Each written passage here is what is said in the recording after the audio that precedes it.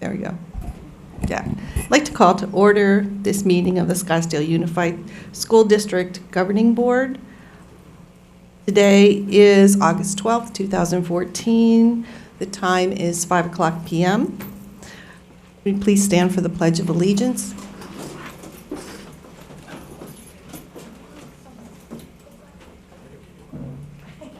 I pledge allegiance to the flag of the United States of America and to the republic for which it stands, one nation, under God, indivisible, with liberty and justice for all. May I have a roll call of board members, starting with Mr. Jackson? George Jackson. Pam Kirby. Barbara Perleberg. Denny Brown. And Bonnie Sneed. And to my left is Superintendent Dr. Peterson. And to his left is our Executive Administrative Assistant, Sandra Como.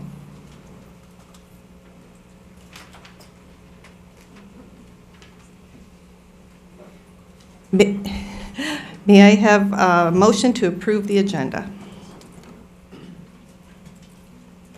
So moved. Thank you, Mr. Jackson. Seconded. Thank you, Mrs. Perleberg. All in favor, please signify by saying aye. Aye. Aye. Aye. The motion passes 5-0. The next item on the agenda is students and staff recognition and celebrations. Dr. Peterson. Thank you, Madam President, members of the board, and everyone here this evening.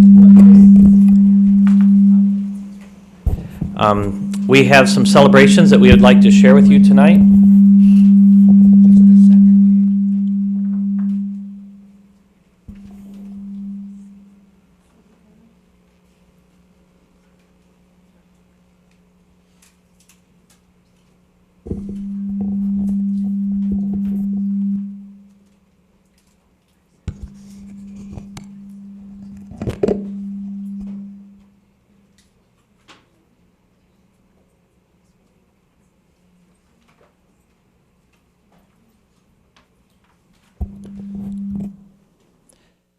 Dr. Melissa Sakos will recognize the recipients of the SUSD Foundation mini grants. Okay, Madam President, members of the board, I'm very excited to be here to begin this evening's board meeting with the celebration of our Quest for Excellence mini grant recipients. We did this in the spring, and the foundation board is at it again, donating and gifting dollars that go right into our classroom. So you've heard me say before the large amounts that the foundation continues to give to the foundation, and with that I'm very appreciative. But I also, tonight I really want to celebrate our teachers that I read their names, and there's a lot this year, because they need to really be recognized for taking the time out of their day to write mini grants that are not only tied to our strategic plan and our district goals, but also are very creative and innovative, because they're not stopping. You know, despite budget challenges, they continue to reach out for alternative dollars and continue to do amazing things in the classroom. So I am going to invite up Price Nowski, who is our chairman of the foundation, and I think Andy's going to help with certificates. Where did Andy go? Oh, there she is in queue, because we do have a lot. So grant recipients, as I call your name, if you would just please stand up, and we are going to celebrate, keep standing. We're going to celebrate all of you, and then we'll be taking a picture out in the lobby. Okay? And if you could, we'll hold our applause, because there's quite a few certificates this year. And please note that some of these come together as teams. So teams in special education that have an innovative idea that can be executed in multiple classrooms. So our campuses are becoming very creative with the equipment and the resources that they get, and making sure that it impacts a lot of students. So with that, we're going to start with Robin Wynn, Ann Hammersley, Jeff Jordan, Tom Vining, David Norris, Ronnie Schultz, Krista Guess, Fran Prather, I did see Fran, Joel Tutnick, Bert Taveldi, Mary McBride, Malcolm Linewell, Liz Macias, Hilda Conti, Sandra Arietta, Mark Saravino, Anna McCrory, Maria Haas, Michael Hart, Susan Raymond, Diane Dodge, Sue Lind, Laurel Bruce, Lynn Brachtel, Katie Asali, Catherine Skinner, Megan Pearson, Joanne Morowitz, or Morantz, sorry about that, Ellen Meltzer, Amber McDaniel, Bernie Fritz, CTE, sorry. Had to give a shout out to my CTE folks. Sandra Sharon, another CTE. Suzanne Cahill, Chris Osmussen, Terry Callan, Roni Asali, Kim Merrihew, Carissa Lechster, Lynn Remsen, Amy Moore, Gretchen Leahy, Elizabeth Hughes, Rachel Shema, Shannon McClure, Charles Capriolet, Tim Watts, Lori Troyer, Cara Solomon, Lori Sobel, the Gifted Department, the Curriculum Department, and Amy White. It's important to note that these mini grants not only went out to departments like CTE, Curriculum, and Gifted for implementation in the classroom, but also across the district. All of our campuses are represented, all of our learning communities are represented, and thank you all for taking the time to apply and for all the innovation and creativity in your classroom. And I'll invite Mr. Nowski to say a few words on behalf of Foundation while we round him up in the lobby for a photo. Good evening, Price Noski with the SUSD Foundation Board. I'd like to thank the governing board for the opportunity to come in and recognize these wonderful educators here tonight. It's an honor for me and an honor for the board to be here and watch these wonderful teachers. I was amazed at the applications, and just the pure number of people being recognized goes to show the quality of education that we have here in Scottsdale. So thank you for that, and thank you, teachers. I appreciate it. I'd like to give a quick shout out for our, we have our second annual Quest for the Best Gala coming up on September 6th, and look forward to seeing everybody there. You can ask Melissa if you have any questions about it, and it's also on the SUSD website. Thank you. Thank you, Price. And we want to say thank you to Price and the board members that serve, volunteers that do a great job of raising dollars and giving back to our teachers and our students, and it makes a huge difference. Next, we have our new PIO, Miss Christine Harrington, that is going to come up, and she's going to present the Certificate of Achievement for Excellence in Financial Reporting to our CFO, Dan O'Brien. Madam President, members of the board, Dr. Peterson and Sandra, thank you so much for having me here, for allowing me to be a part of this wonderful family. I couldn't be more proud to be part of the Scottsdale Unified School District. And I'm thrilled also to be able to announce that SUSD has been awarded for the 21st consecutive year the Certificate of Achievement of Excellence in Financial Reporting by the Association of School Business Officials International for its comprehensive annual financial report. Again, this is the 21st consecutive year that this Certificate of Achievement has been awarded to the district, and this is the highest recognition of in an area of government accounting and financial reporting. And it gives me great pleasure to present this certificate to our Chief Financial Officer, Daniel O'Brien. Thank you. Thank you. And our last celebration this evening, I've asked Dr. Chris Thuman to come up and provide an update regarding Parent University and all the things that we have planned for Parent University that's coming up very quickly. Yes, it is coming up quickly. Thank you, Dr. Pearson, Madam President, governing board members. Before the board meeting, I had sat down, or I left in front of you a half-page flyer. This was the first promo that went out over the summer for Parent University. This year, we're really proud to announce our partnership with Princeton Review, where we are getting Rob Franek, who is nationally renowned. He's the associate vice president, but he's also the publisher of the 300 Best Colleges Bible, so to speak, that counselors and college and career centers will say that we use nationally across the country, and it's a real gift to have him here.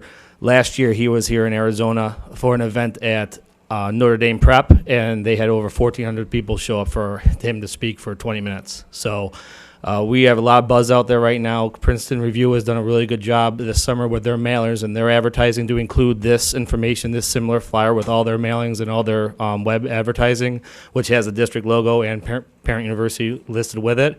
So in the coming weeks, communications, Christine Harrington, myself, and Community Ed are working on getting the final details put together, so we have the daily schedule out and all the events and the classes set like we've had in the past, and you'll be seeing stuff shortly. So if you need anything or if you have any ideas, I know Mr. Brown is not afraid to send emails to me when he has new ideas for Parent U and stuff. You're more than welcome to send them my way, and we will try to incorporate everything we can. So on the 13th of September, which is a little earlier than in the past, but 13th of September, we'll be ready to rock and roll at Saguaro again. Thanks. Thank you, Chris. And I think it's important to note that the Princeton Review is sponsoring Rob to come out. Typically, he has pretty high fees to come speak to families, and for him to be able to come to Scottsdale and they're sponsoring that for us speaks volumes to the work that our community education department's doing to build those relationships. So thank you.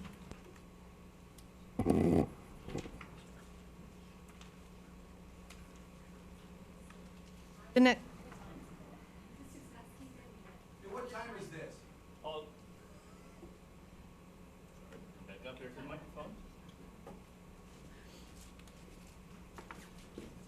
That flyer that I gave you, that was just the initial announcement this summer about the date. We didn't put anything out until recently about it being from 8 to noon at Saguaro on Saturday the 13th. When that was printed back in July, so when they started doing their summer mailings all summer, all of Maricopa County, other districts, not just us, that was included with them. So we didn't have the date or the exact time and schedule set, so we just put the day, the location, look for it, here's the website. But we have decided 8 to noon is a time frame. We're just trying to get the logistics exact down on when Rob's going to be speaking and how the classes will work around him, which we'll have done next week, and that's when everything will be really out and registrations will start. Good? Thanks.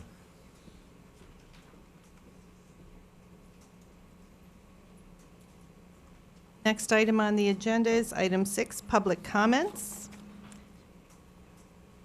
This is the portion of the Scottsdale Unified School District Governing Board meeting when we invite the public to make comments. Although not required to do so, the Governing Board values the input of the community, so we feel that it's an important part of communication with our stakeholders. As explained on the cover of the agenda, anyone who wishes to address the Governing Board will fill out and submit a blue card for non-agenda matters and a white card for agenda matters.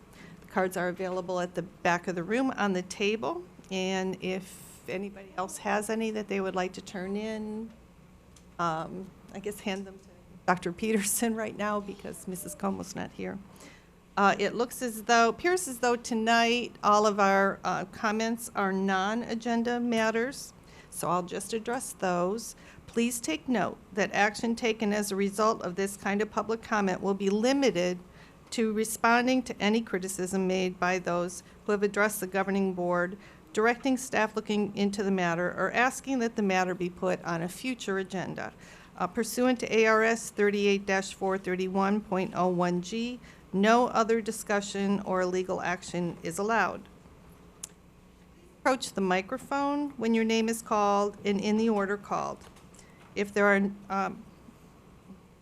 all public comments are subject to the following limitations. There's a 3-minute speaking limit. Vice President Brown will hold up cards indicating your time. If the numbers of those wishing to comment jeopardizes the ability of the board to conclude the meeting in a reasonable hour, we may limit or eliminate public comment. In all cases, public comment is subject to reasonable subject matter, place, and manner restrictions by the president and the board. Record your comments so they are not defamatory or disrespectful in nature. The first person is Scott Crozier.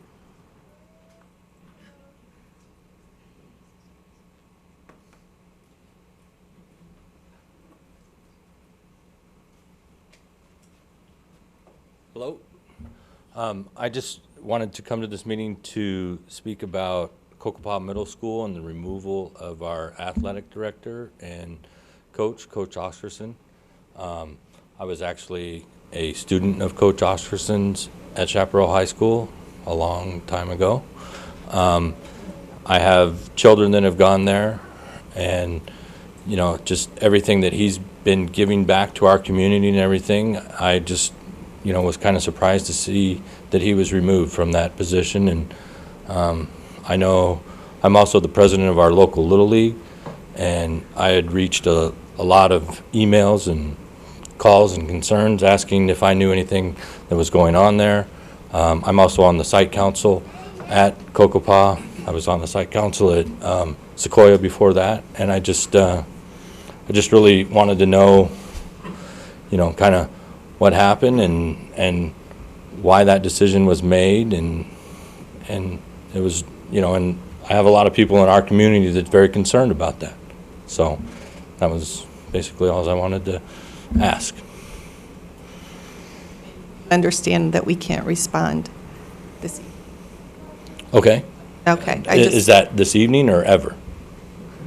I mean, I don't. Well, we can't respond to non-agenda items unless they're on the agenda for tonight. Okay, so how do we put things on the agenda?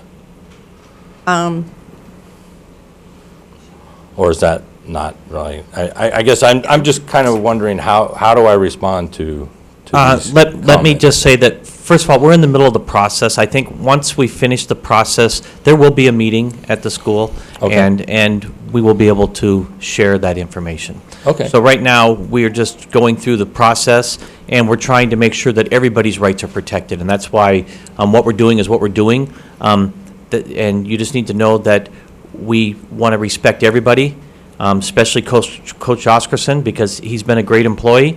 He's dedicated. He spent 40 years in our district, and we need to make sure that we protect him. And so that's what we're doing.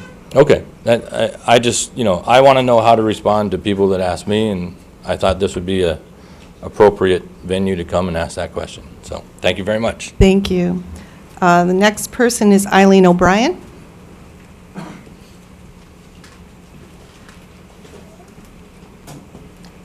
Good evening. My name is Eileen O'Brien. I'm a director of Target Commercial. I also have served many years on the board of Scottsdale, or North Scottsdale Little League with Scott. My children have gone to Kokopah Middle School, and I'm here also to speak on behalf of Coach Oscarson. I'm sure you guys are aware that Target Corporation is a very large proponent of education in the community, and we're just about to reach our 2015 goal of $1 billion in contribution. Part of our culture of engagement is making sure that we get involved on all levels, so that's why I'm here. Again, I know you can't respond. I just wanted to make my comments known that when I moved here 10 years ago from the UK, we looked for the right place for our children, and we decided Scottsdale United School District was it. Coach Oscarson has been a huge positive impact on my children's lives and continues to be to this day. And I, for one, would find it regretful if he was removed from his position as coach. Thank you. The next name is Jamie Cusio.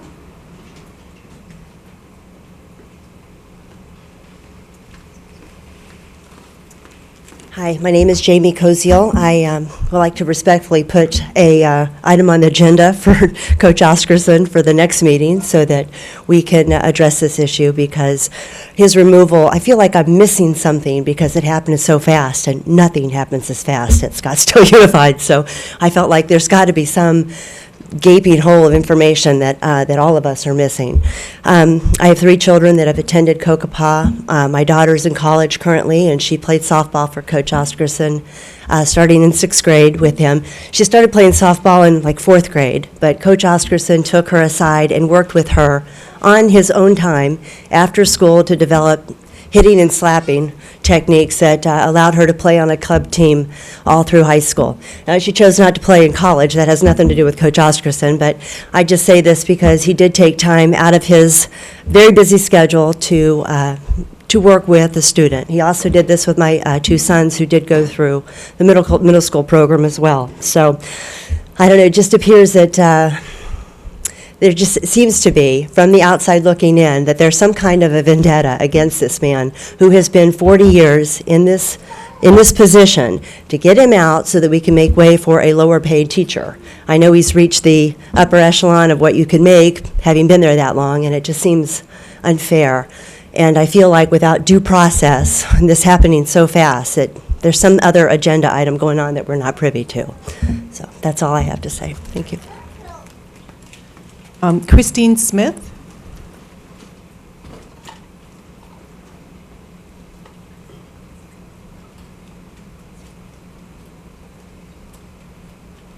Good evening, Madam President and Governing Board. I come to you not as an employee of SUSD, but as a parent. My daughter has been with this district since her Panda Pre-K, and one of the outstanding features of SUSD has been the dedication and commitment of our teachers. And Coach Oscarson is one of those dedicated teachers. When my daughter started middle school, she was very apprehensive and having a tough time adjusting from elementary school into middle school. And Coach Oscarson was always there to sit there and give her encouragement and for her to do her excellent best, not only in the PE class, but also in her other classes. His daughter, Coach Little, has also taken her aside and helped her talk about the situations that are going on in her life and empower her to make her own decisions and come up with her own solutions. That, to me, is true dedication of any teacher, and I am saddened by the fact that this has even come to light.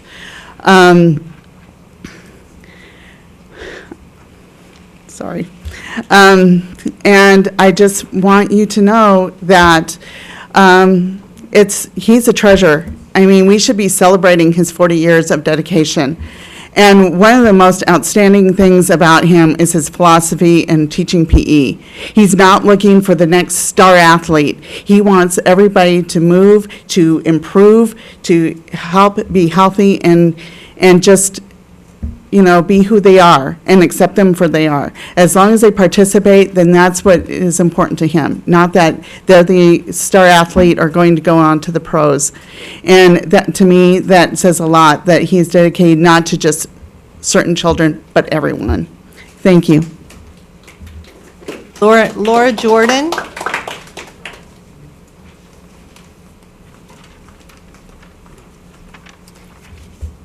Hi, my name's Laura Jordan, and I'm here to talk to you on behalf of Coach Oscarson. I've had two daughters, both go through Kokopah.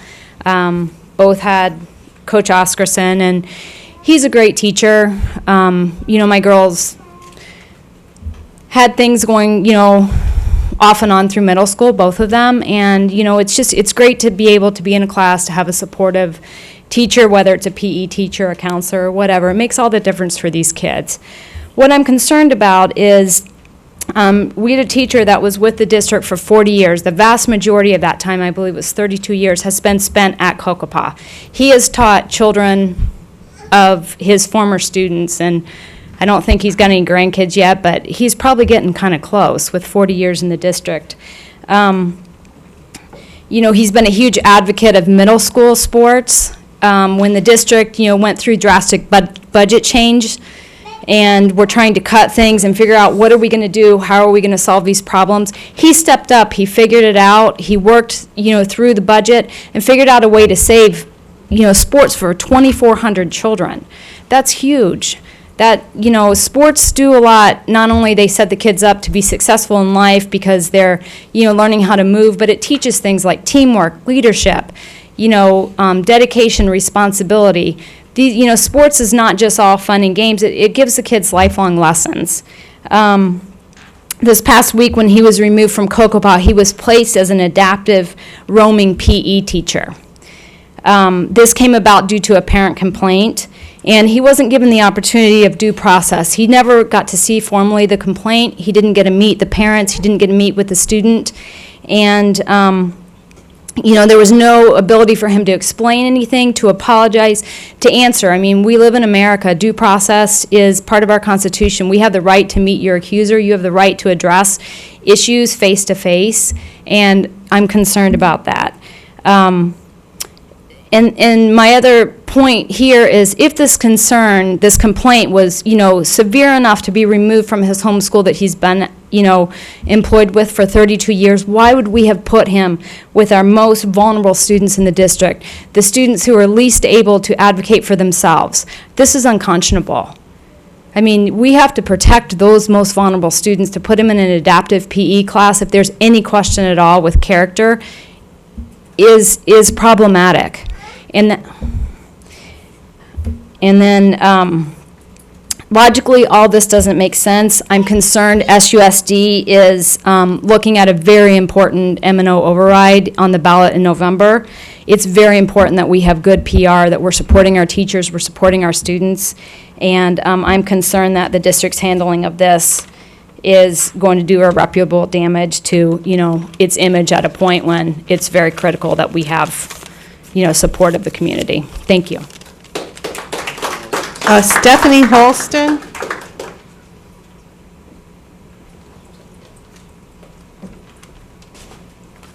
Thank you, Madam President and Board. I'm Stephanie Helston, and I'm also a Scottsdale Unified School District grad myself, and have 3 kids in the district, served as PTO president on site councils, have been very involved in the schools, and Coach Oscarson is about as good as they get as teachers out there. Just goes above and beyond for all kids. And it doesn't make sense to me. 2 years ago, there was a teacher who was brand new to Kokopah who was whispering evil things in kids' ears, who was a bad educator. We had to follow the district process, is what they told us. He was never removed from the classroom.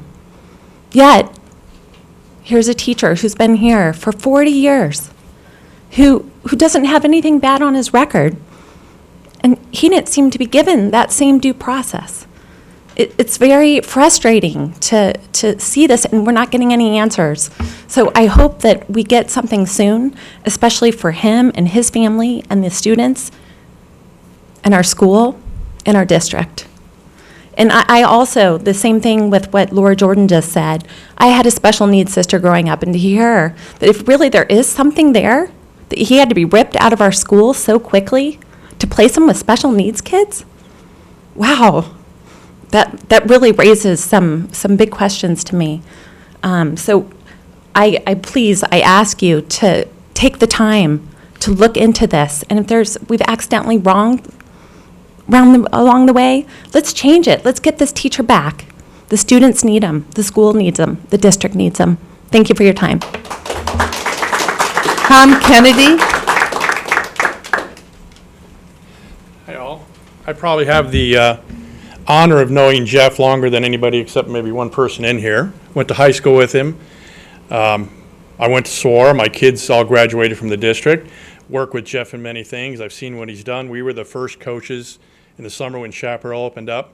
I've known this man. There's not a finer human being in life. He's somebody that in my life, the people that I've met, if you put somebody at the top, he's there.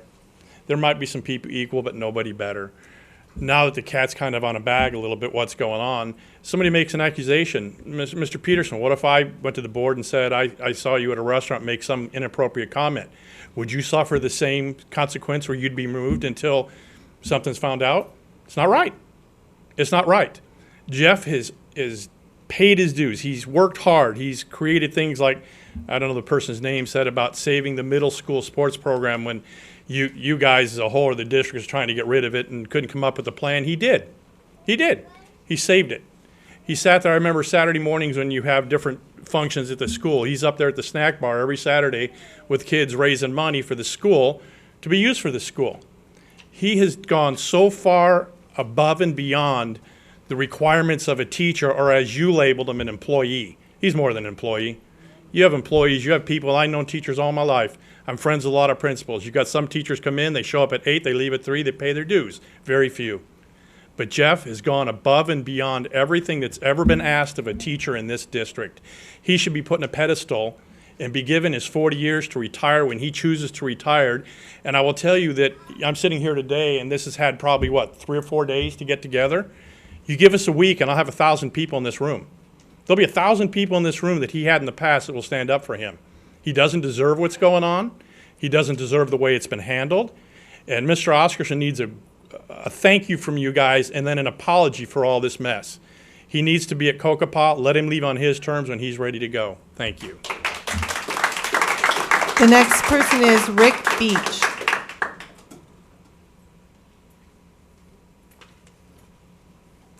Madam Chair and Board, I probably have a little bit different perspective of Jeff, as I've known him for 46 years. I was his best man. He was my best man in our weddings together. My daughters, when we moved back here from Connecticut, I moved specifically into the Scottsdale School District to attend Kokopah so that my daughters would be under Jeff, and they played softball for him. I had 3 daughters go through the Chaparral softball program, and one of them went to Arizona State where she was an All-American. Okay, so I have been coaching for many years. You know, I coach a club program. I'm still coaching to this day. And there are so many coaches out there that in other school districts that have such a respect for Jeff. I've mentioned it to a couple of those coaches, and he is not only respected in the Scottsdale School District. For his 5 national or state championships, he is respected around the state. He is recognized as one of the best coaches of softball ever in this state.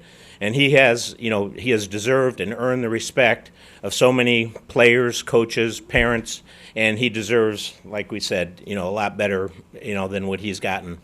I remember one specific instance where he was coaching at 7th grade. Susie Pyro was out there. Susie Pyro was a Honda Broderick Award softball player for the University of Arizona.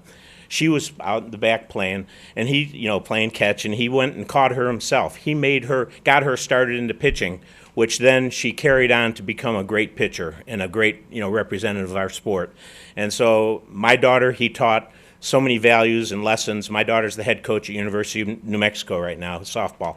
And she has learned so many valuable lessons from Coach Oscarson, the value of hard work. And it wasn't always about the superstar. My other daughters weren't as good. He made that, and even though we were best friends, he made my daughters pay their dues on JV and freshman. It wasn't, hey, Rick, you're my friend, I'm going to take him right up to varsity. Nope.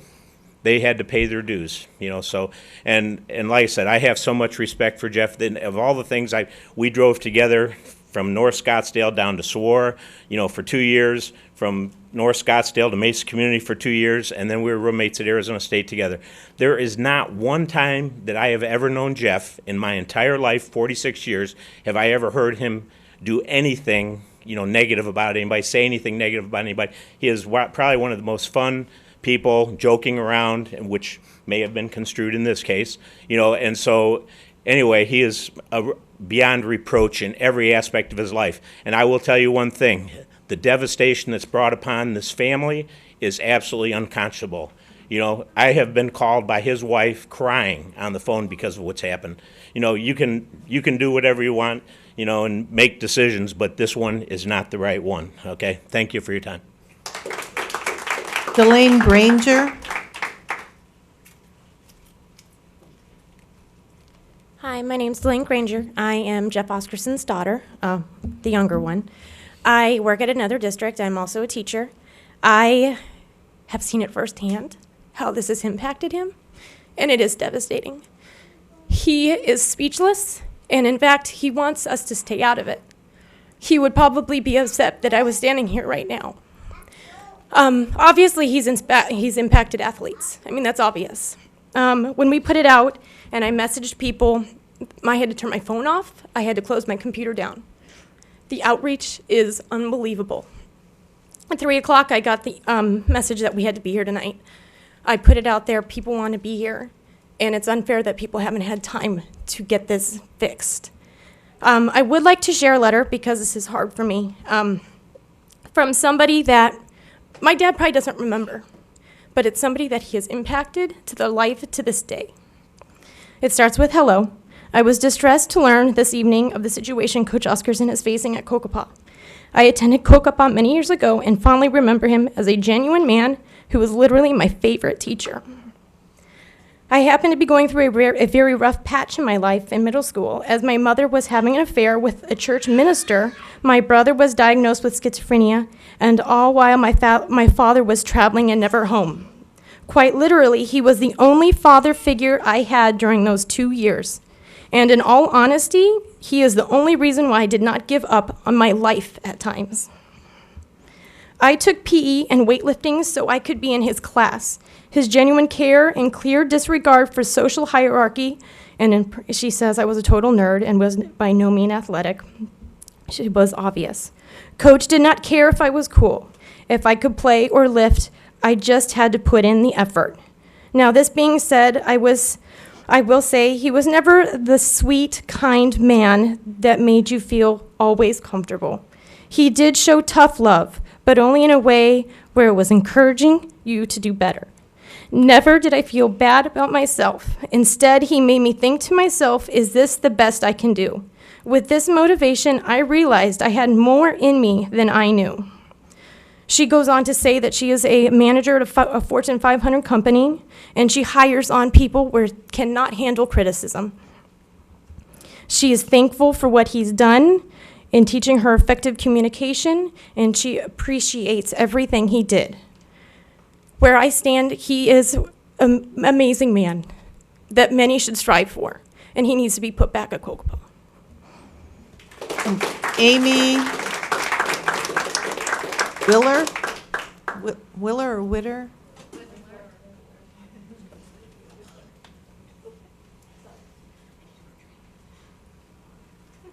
Hi, I'm Amy Wiffler. I'm a junior at Chaparral. And I have been in the district since I was at kindergarten, and I went through Kokopah. And I was a student, and I was an athlete of Coach Oscarson. And if more of the athletes or students knew about this event, this room would be packed. Like, all my friends, we don't know about this, but like, we would be here in a heartbeat. He's an amazing man. He impacts your life that no other teacher can, and it's terrible to hear the news and how he has been treated. Thank you. Heather Moore Cook.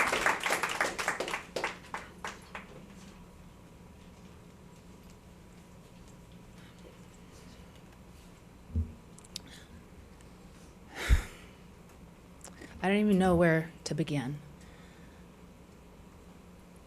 I have two students, I've had a daughter go through Kokopah, and I have a son there currently now. My background, my father was a football player, football coach, played in college, coached in the NFL, coached in college, was the athletic director at the University of Alabama for 13 years.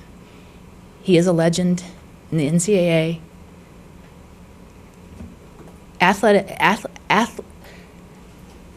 Athletics has been my life since the day I was born. And I have watched my father lead one of the most powerful athletic programs in the United States. He just passed away in his last year at Alabama. We won the most national championships in the country, and he was honored 2 times in that same year as the Athletic Director of the Year, one by the College Hall of Fame, and by by the United States Sports Business Daily. I know so many people in this country, powerful coaches, commissioners. It's been my whole life. So it was just natural when we came to Kokopah, I immediately became friends and reached out to Coach Oscarson. What an incredible man and asset to that school and to this district.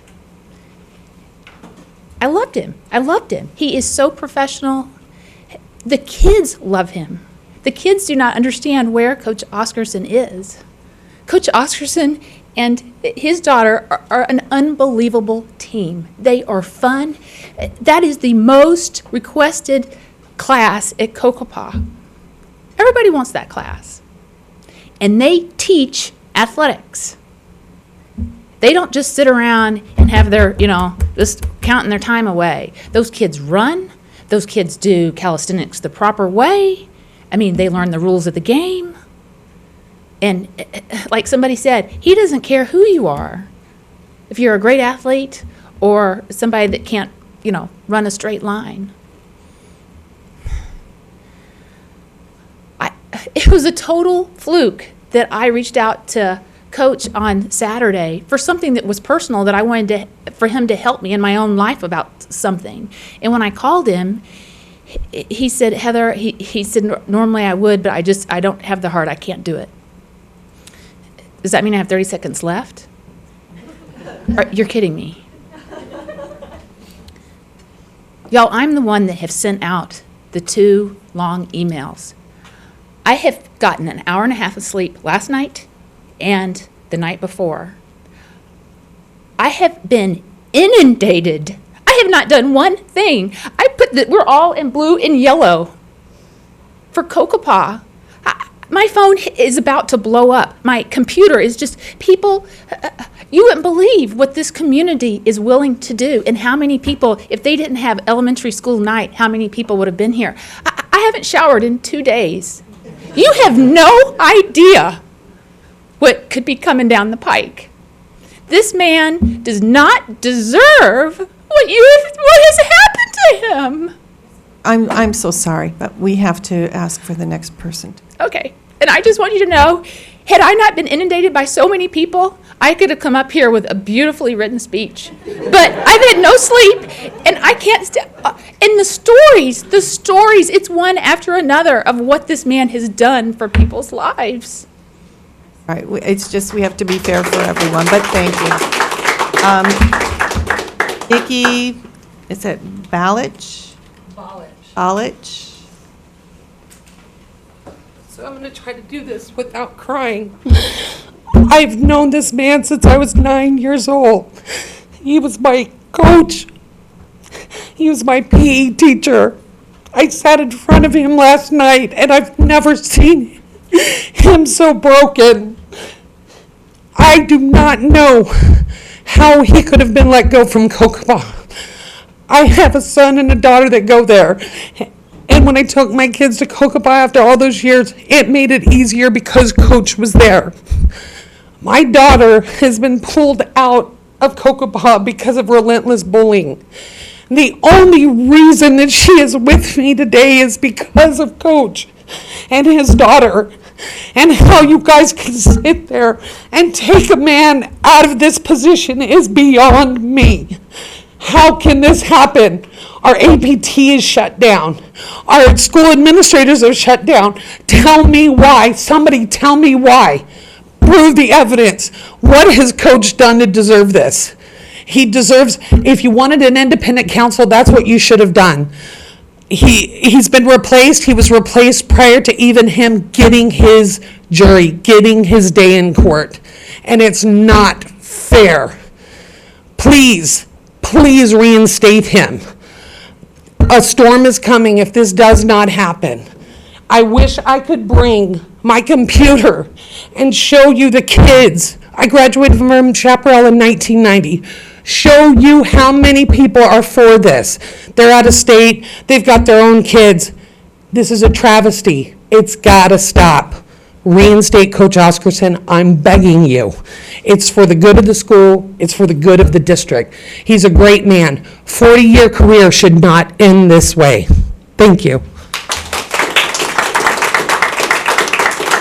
Thank you. The next item on the agenda is superintendent comments. I'd like to put my light on. My light on to speak. Kirby? Thank you. I do want to respond to the criticism made by the folks in the audience. You need to understand that we as a governing board, the only facts or non-facts we have about this are the emails you've sent us. We have not been briefed by administration. We don't know the story. However, I tend to agree that there seems to be something that has broken down here. So I would like to request an executive session since it is a personnel matter. I'm assuming that policy has been followed or some kind of a TEA contract. There's been something that would meet the requirements of an executive session. Because otherwise, if we don't have that discussion, these 5 board members will have no information about what happened here. And Mrs. Marshall, maybe you can address the reason that the board doesn't get involved until a later part of the process? Yes, Madam President, members of the board. First of all, we generally are not at liberty to discuss personnel matters in public. They are private matters. That's the right of the employee to have it private. We can certainly do an executive session. That is a session, for those of you who might not know, where the board can meet behind closed doors with Coach Oscarson and discuss his employment. He receives a notice pursuant to statute that the meeting will take place, and they can do that under statute. That is one of the ways in which you can discuss his employment if you like. And then, I'm sorry, you wanted me to explain why explaining how the board, should it come back before the board on appeal, that we are basically the judges, and while I totally understand people sticking up vocally and in public, trying to persuade a judge before the fact that we judge is not appropriate. Okay, so first of all, let me just say that this is not on the agenda, and the board really can't go much further to discuss this. It would be against the law for the board to have a discussion about Mr. Oscarson, especially without having noticed him and given him an opportunity to be present. So please do understand that they just really cannot get into the substance of this tonight. And they are not permitted to have this discussion tonight, period. Sorry, that's the law. And with respect to your point, Mrs. Sneed, in general, the administration needs to handle the process of someone's employment matters through the appropriate channels before it comes before the board, so that the board has all the information at the same time, and the employee has the opportunity to provide information pursuant to the statute. Thank you. I was trying to explain process. Thank you. Okay. You did it much better than I did. So I would just like to go on the record requesting an executive session to have that discussion. We will do that. Thank you.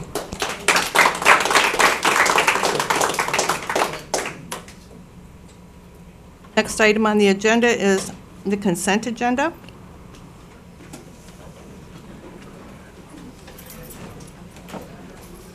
Off by accident. We'll give the room a minute to clear out.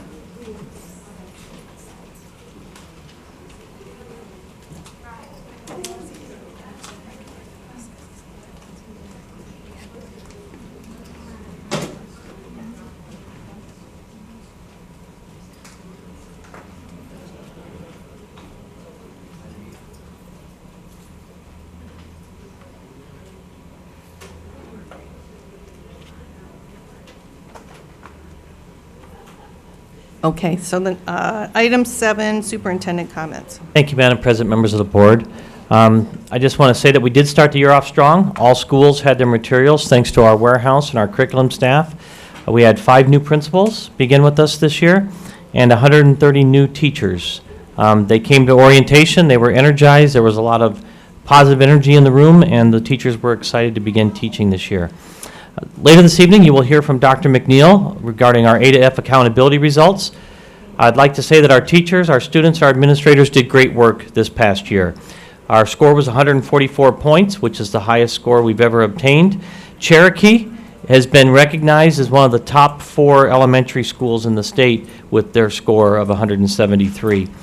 We also had 5 schools that moved from a B to an A and 3 schools that moved from a C to a B. Our Summer Math Bridge program, you will hear a little bit about that later this evening.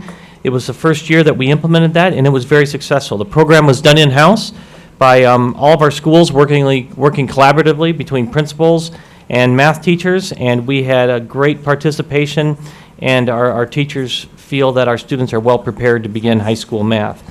Our summer school programs, we had 1,163 families attend our Title I events during the summer.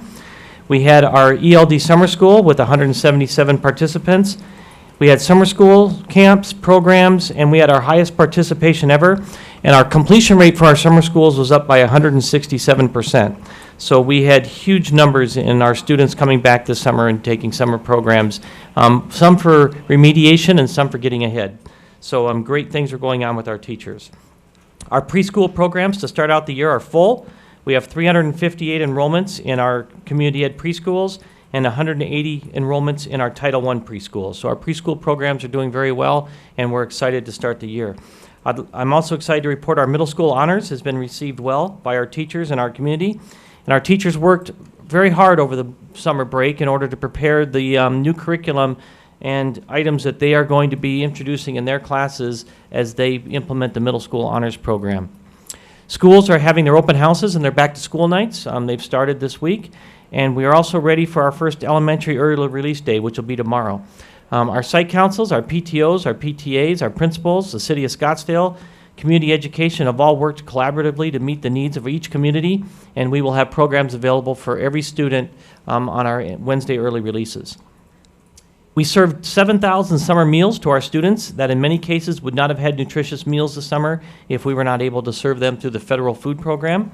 We're serving our students and our community where they need it the most, and I think that's a huge testament to our nutritional services staff that was able to get out and really make sure that our students were taken care of this summer.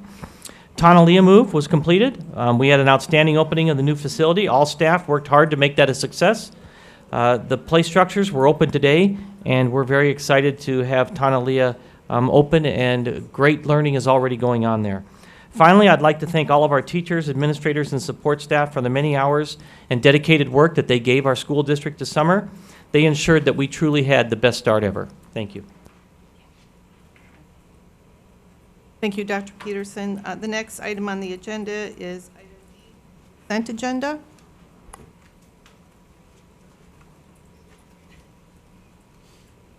Make a motion to approve the consent agenda.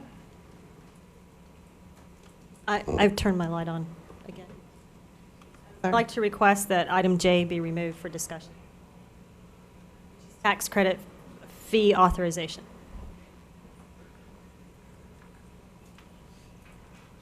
Then at this time, we will talk about item J.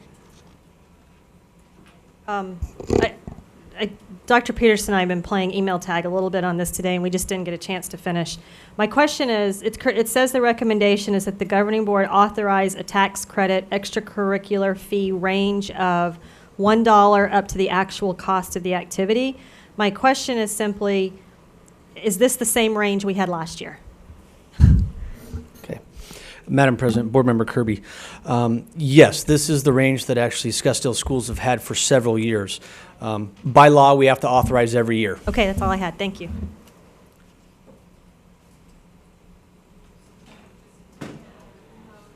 Okay. So at this time, a motion to approve item 8J. So moved. Second? I'll second it. All in favor? Aye. Aye. 5-0. We have a motion to approve the consent agenda with the removal of item J. So moved. Seconded. All in favor? Aye. Aye.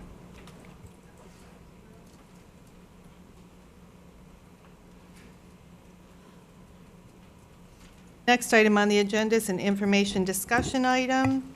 It is 9A, 2013-2014 SUSD Ames results and letter grades. Thank you, Madam President, members of the board. Dr. McNeil is going to provide an overview of the Ames results, but also explain the differences in the Ames and the A to F accountability scores that were implemented this year with a new scale and new components that ADE implemented. Thank you, Dr. Peterson. Madam President, governing board members, Dr. Peterson and Sandra, I have the privilege tonight to attempt to dazzle you with data, numbers, and rules. I hope I don't put you to sleep. I'm going to do my very best. We are going to, like Dr. Peterson said, outline our results, talk about some of the rules in play, and then how did we do overall. Education and accountability in the year 2014, I think Einstein said it best. You have to learn the rules of the game, and then you have to play better than anyone else. Since the birth of No Child Left Behind in 2001, 2002, we educators that were around then and still are around know that the rules of the game have changed. Many refer to the labeling of schools and accountability as a game, it sure is about student achievement, but also there are some things that we need to know to maximize our letter grades. So, did we get there yet? Like I said, we will point out the 2014 Ames results, changes to the A to F letter grade accountability, and then how we did. The first slide here is a 3-year longitudinal snapshot, if you will, of how the district did versus the state. The intention of these slides that you'll see tonight is not about comparing how we did versus the state, but more about the pattern, if you will, over the 3 years. Many of us in the room know that the Ames test is ever changing. It is getting more difficult, and it's interesting to see, is the pattern of the district mirroring the pattern of the state? So I'm going to go through it pretty quick because I don't want to focus on the numbers, but more about the pattern. So here's an example. SUSD is in blue and the state is in red. So for third grade reading, we're seeing over the last 3 years consistently high, 88 to 89, as well as the state from 75 to 78. You will see that it was flat the second year, but then increased as well. The next slide is third grade math, again, consistently high for Scottsdale, and with an 82 to 83, as well as with mathematics in third grade, staying 69 across the board. These numbers represent the number of students, the percentage of students that meet or exceed the standard. So these numbers represent, for example, mathematics 2014 for us, 83% of our third graders passed the Ames test, either exceeding the standard or meeting the standard. For fourth grade, we have 88 to 89, 89, as well as the state at 75, 77, and 75. For mathematics, fourth grade, 82. We see a slight dip over the last 3 years, but the state mirrored our decreases as well. We know that the math standards have changed. They changed in 2008 quite drastically, and then there were some changes made at the state level as well. In communicating with other districts across the state, when we all got our results, we got on the phone, all the assessment folks, and said, hey, how did your fourth grade math, how did your fifth grade math look? And the overwhelming response from districts around us were, it looks kind of crazy. We're not the people behind the curtain that makes the rules or creates the test, but we are hearing that the test did become more difficult, and the test items that were created perhaps were a little uncommon, if you will. So we're seeing across the state that in fourth grade and fifth grade math, the numbers did not look as we predicted. For fifth grade reading, 89 and a small increase, as well as the state. So we mirrored the state in fifth grade reading.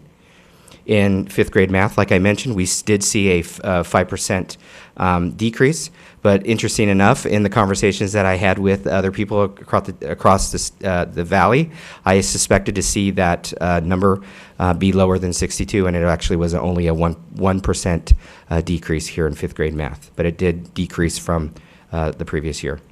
Sixth grade reading, 88, 89, 87, and we're seeing pretty much the same trend, if you will, 80 to 80 in sixth grade reading. In sixth grade math, a slight decrease from 73, 74 to 71. And then in mathematics, it stayed consistent across the board for the state of Arizona. In seventh grade reading, we saw a increase, 91 to 93, but the state as well mirrored our growth as well from 84 to 86. Math, again, a small increase, and again for math, a small increase from 62 to 64 for the state. Eighth grade reading, a small dip, but again, the state mirrored our results as well with a small dip. For our eighth grade math, 71, 68, 71, and we saw pretty much the same results from the state. Here we get into our sophomores at the high school level.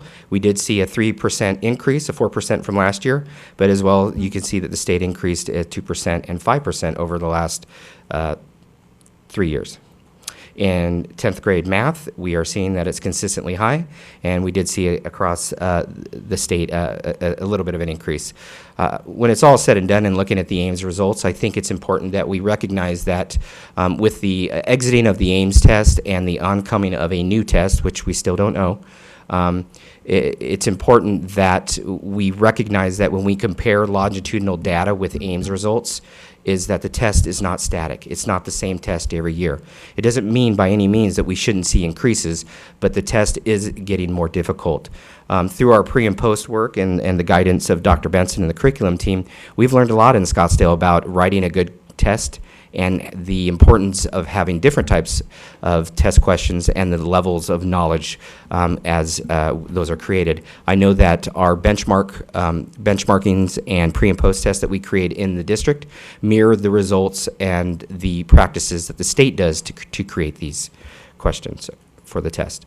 Now I'll move on to the accountability system. What's new for 2014-15? Here's the manual that I can make for all of you if you want some light reading.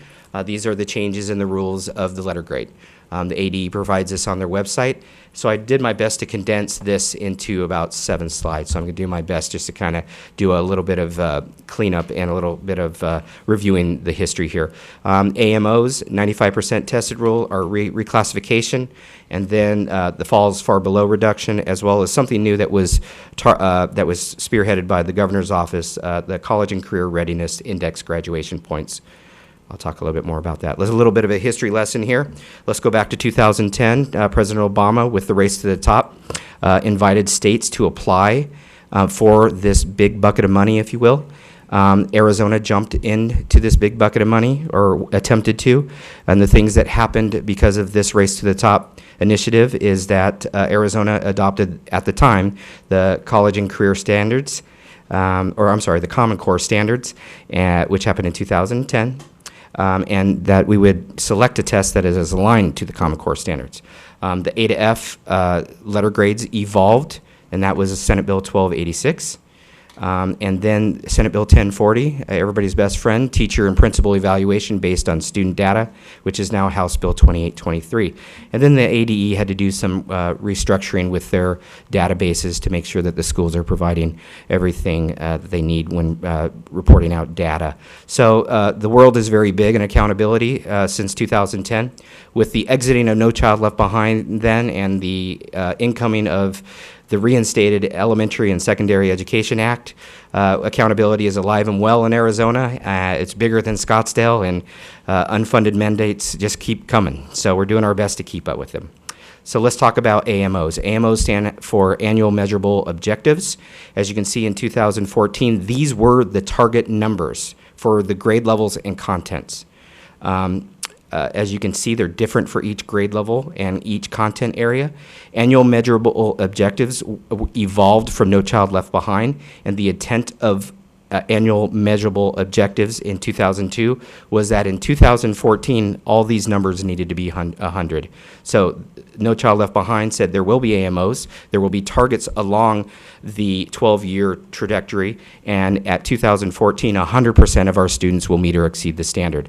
Well, a couple years back, everybody realized, wait a minute, that might not happen. So they rechanged the AMOs, and now, instead of 2014, 100% of our students passing the whatever test we're taking, it is now 2020. So in 2020, these numbers here will be 100, which is set by the government. Basically a benchmark for our principals and our teachers to look at how are we doing versus what the federal government and the state government is saying. As you can see, flipping from 14 to 15, let's look at third grade reading because it's on top, 85 to 87. We'll see a small increase over the next 6 years as we get to 2020.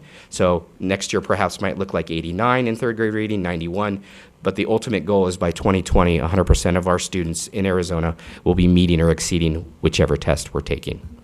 Your guess is as good as mine.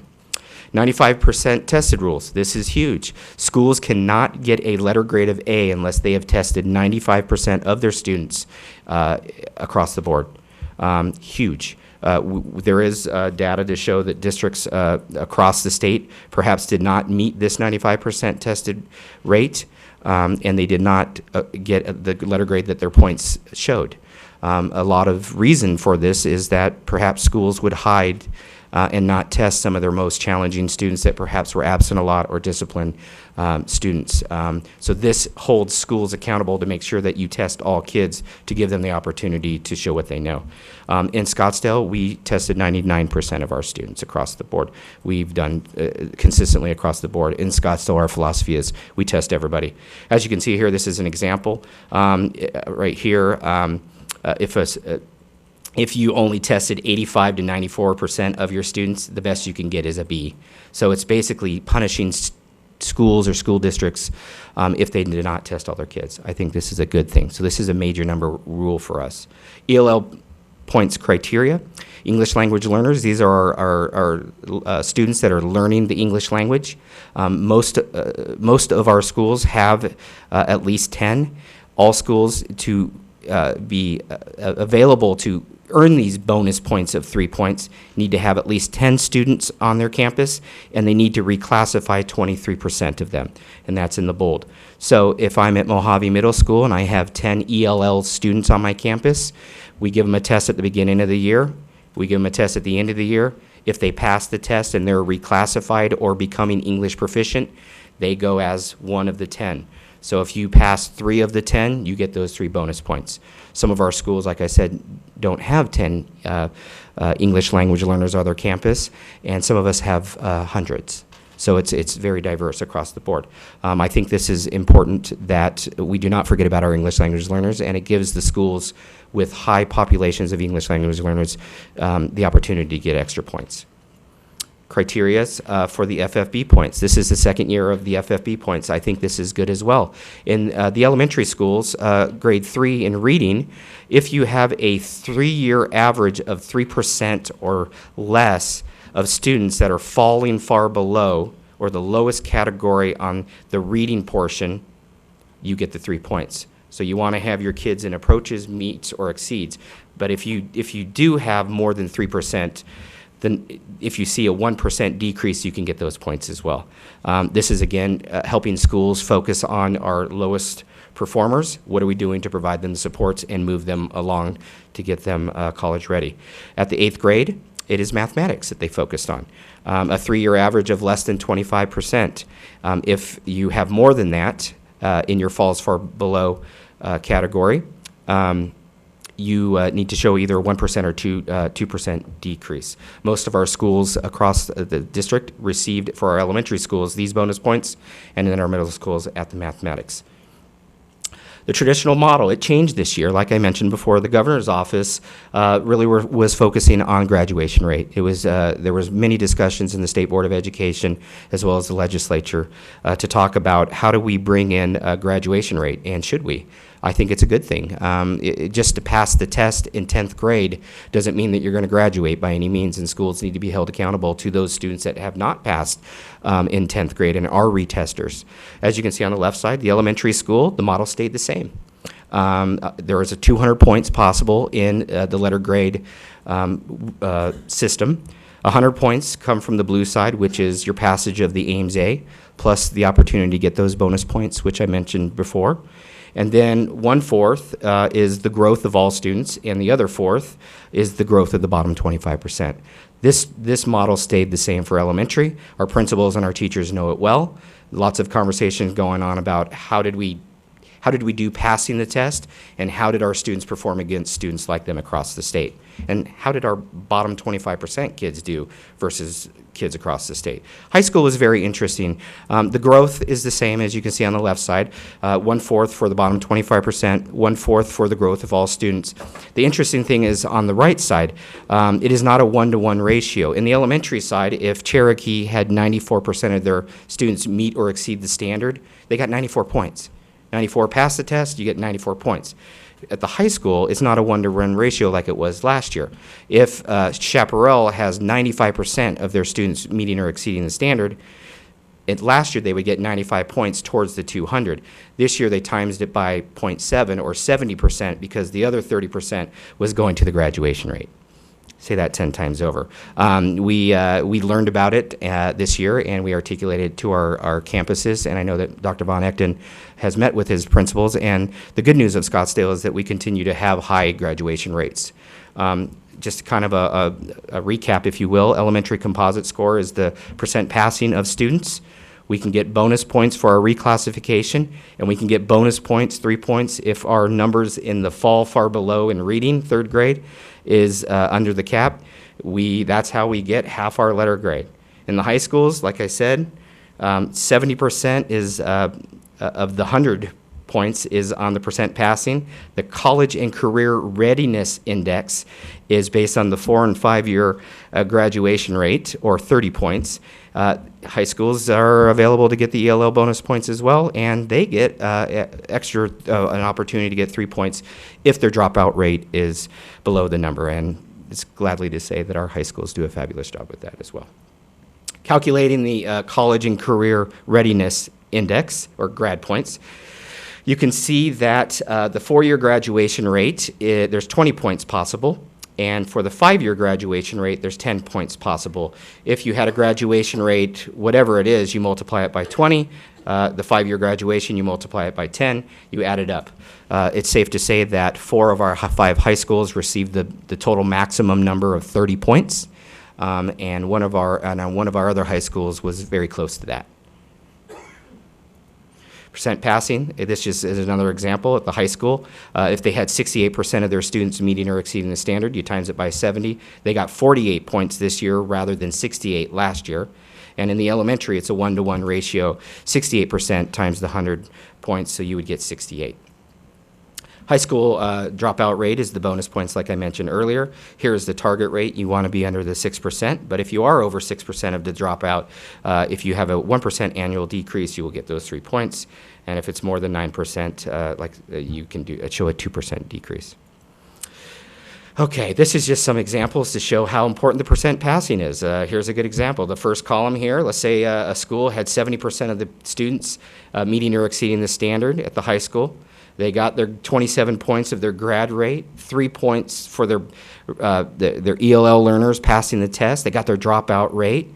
The total composite, or half their score, is 108. They got 60 points for their growth. They got 168 points.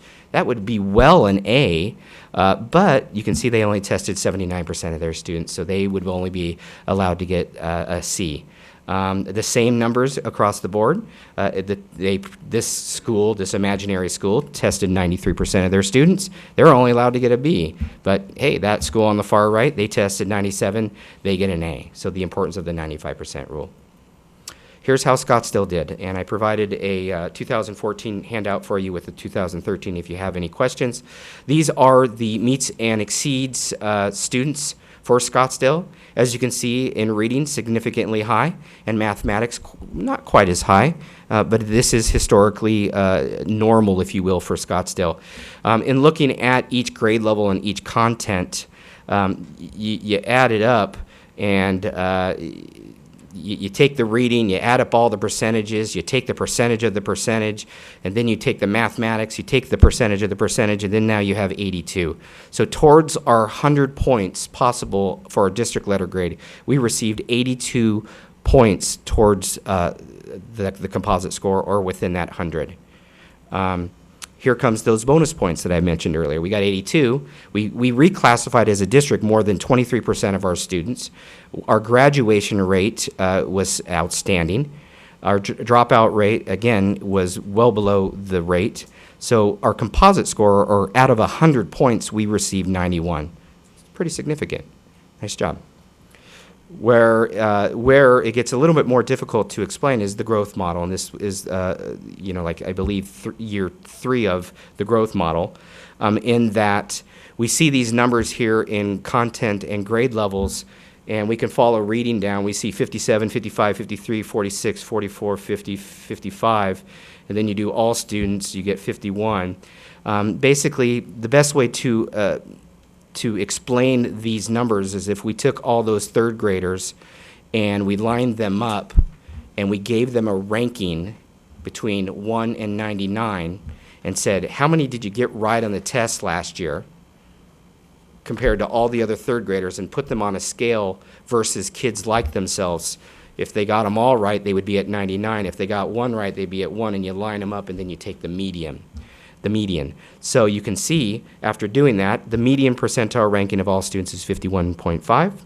And then if we took our bottom 25% students across the district in these grade levels, in these content areas, and we lined them all up and drew it down the middle, we would get 51.5 for a total growth points of 52.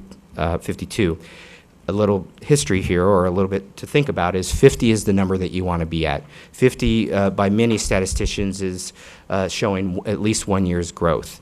Statistically, you're not going to see many get outside the 40 to 60%.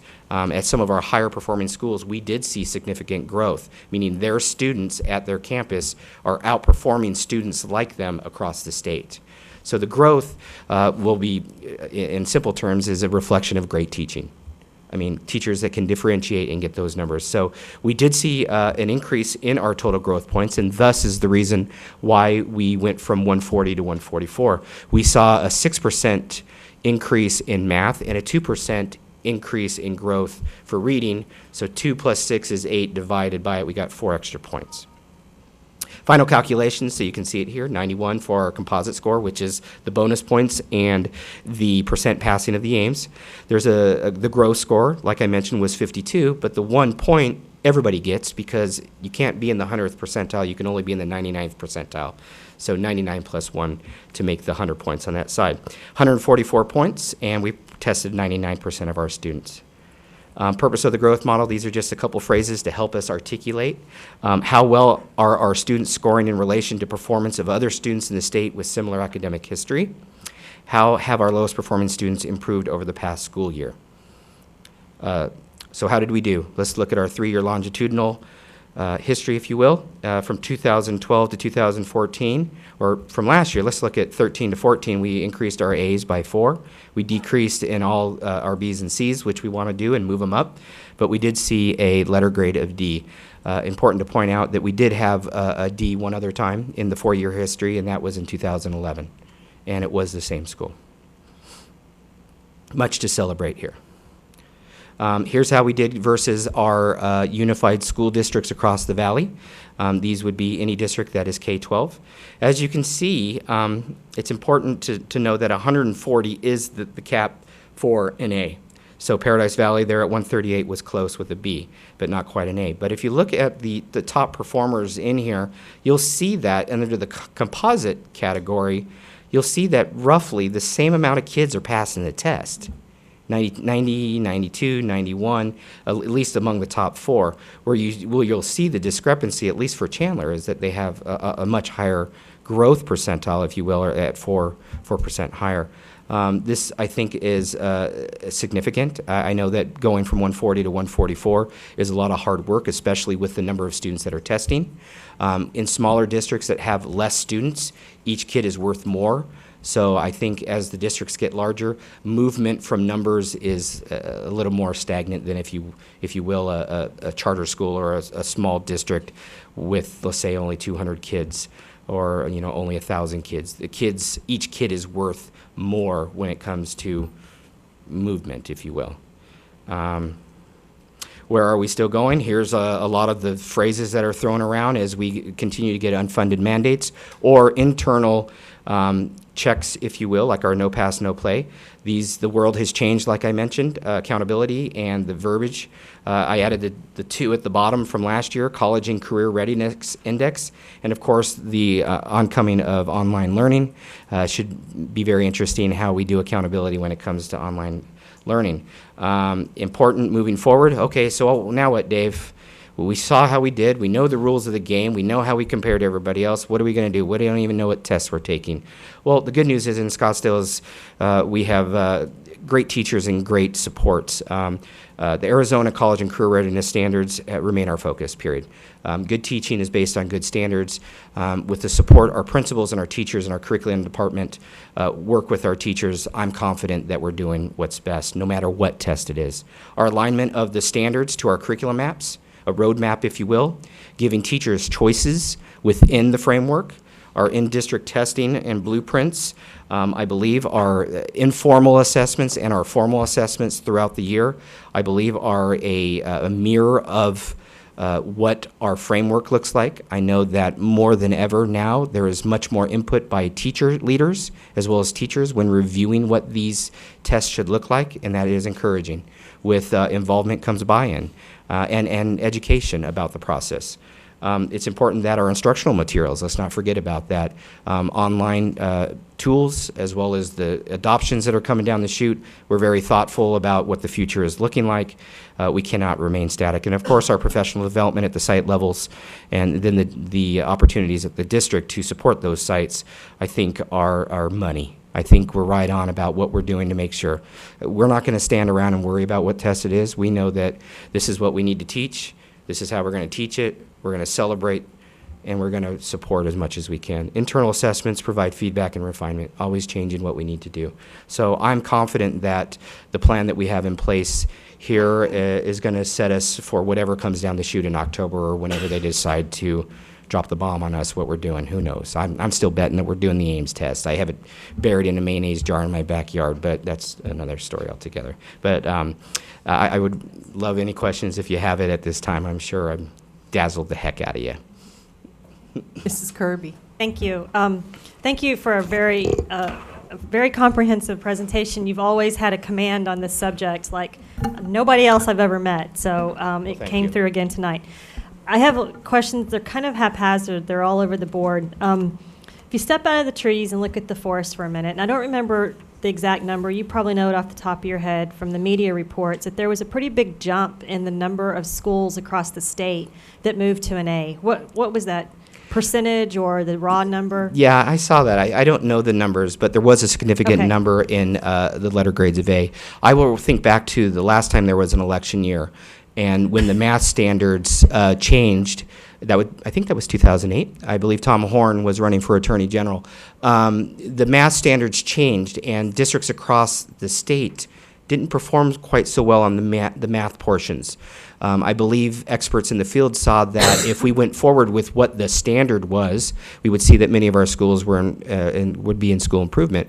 So, of course, the measure to meet or exceed the standard changed, and then all of a sudden schools were doing fine. So it's interesting. I'm not a gypsy or a fortune teller, but I would say that when schools are doing well, people like that, especially if you're in charge of schools. How's that, Ms. Kirby? Well, okay.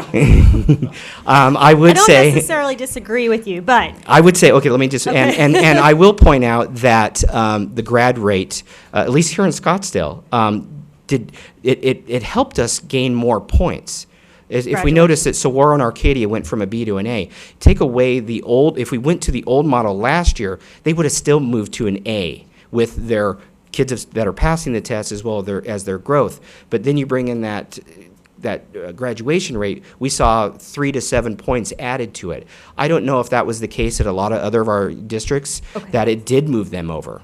Okay, and that was going to be my follow-up question is, the schools that did move up statewide, was the mix mostly high schools, mostly elementary, and then within those two formats, what was the main driver? Because I would suspect that the third grade effort contributed to any elementary schools that moved up. Correct. And then I was going to ask about the high school. I think you're exactly spot on, Ms. Kirby. I know that the number at the third grade pass rate did increase significant. Obviously, you put a focus on, hard accountability, and this is the rules or you're going to fail, is going to kind of freak everybody out a little bit. So I think you're exactly right. I don't know the data offhand. I'm interested in it as well, and with it coming out just recently, I would, if I had to bet my bank account, I'm going to say that your unified districts that have a little bit of the high school and a little bit of the elementary, you're going to see probably more gains within that district at the school base. Okay, and then I thought at one point we said that whatever letter grade the districts received for this past year was going to be our letter grade for 2 years. Now, are the towers waffling on that? Well, Ms. Kirby, yes, I've heard that. I believe the state of Arizona can do a whole lot of different things. I'm under the impression that is still the roadmap, but I haven't heard anything any different. Dr. Peterson, I'll yield to you. Thank you, Madam President and Ms. Kirby. Right now, the State Board of Education has appointed a commission or a task force, if you will, to look at that, to decide. Jaime Malera is going to be leading that. They've asked Becky Hill to serve on that. So Becky is meeting with us this next week. There's 4 points that they're going to look at. One of the things is, what do? Do they keep this grade for 2 years to get a baseline established? Do they try to figure out how to just move forward and keep these and compare them to the next one? So that's going to be interesting. So they don't know what they're going to do right now, so Okay. they're trying to figure it out. Okay, so let's assume, this leads to my next question, that they stick with it for 2 years, as they originally said they were going to do. Yep. What happens with the school then that was the D that will get 2 years of a D? Because I know there's, at some point, something kicks in. When is that? Yeah, After- Madam President, Ms. Kirby, that would be under the old rules of AYP, under No Child Left Behind, when there was school improvement. Right. And years of underperforming, and then the state supposedly comes Right. in. We That's don't see measures like that. Okay. They will label schools that are underperforming, if you will, a target school, and it's basically a different version of that. But at this time, with a changing of the guard, if you will, I think it would be foolish to say we need to hold this school accountable, or any school accountable that did not perform well. It's unfortunate that if a school did receive a D across the state, that they have to wear that branded to their chest for 2 years, because you could see great gains within 1 year. And I know with the leadership that we brought in currently at that school, I'm not worried at all. I think we're going to see great things moving forward. So again, it's still like the salad is thrown in the air. We're just kind of waiting for it to fall. Okay, and then one last question, I'll relinquish the microphone.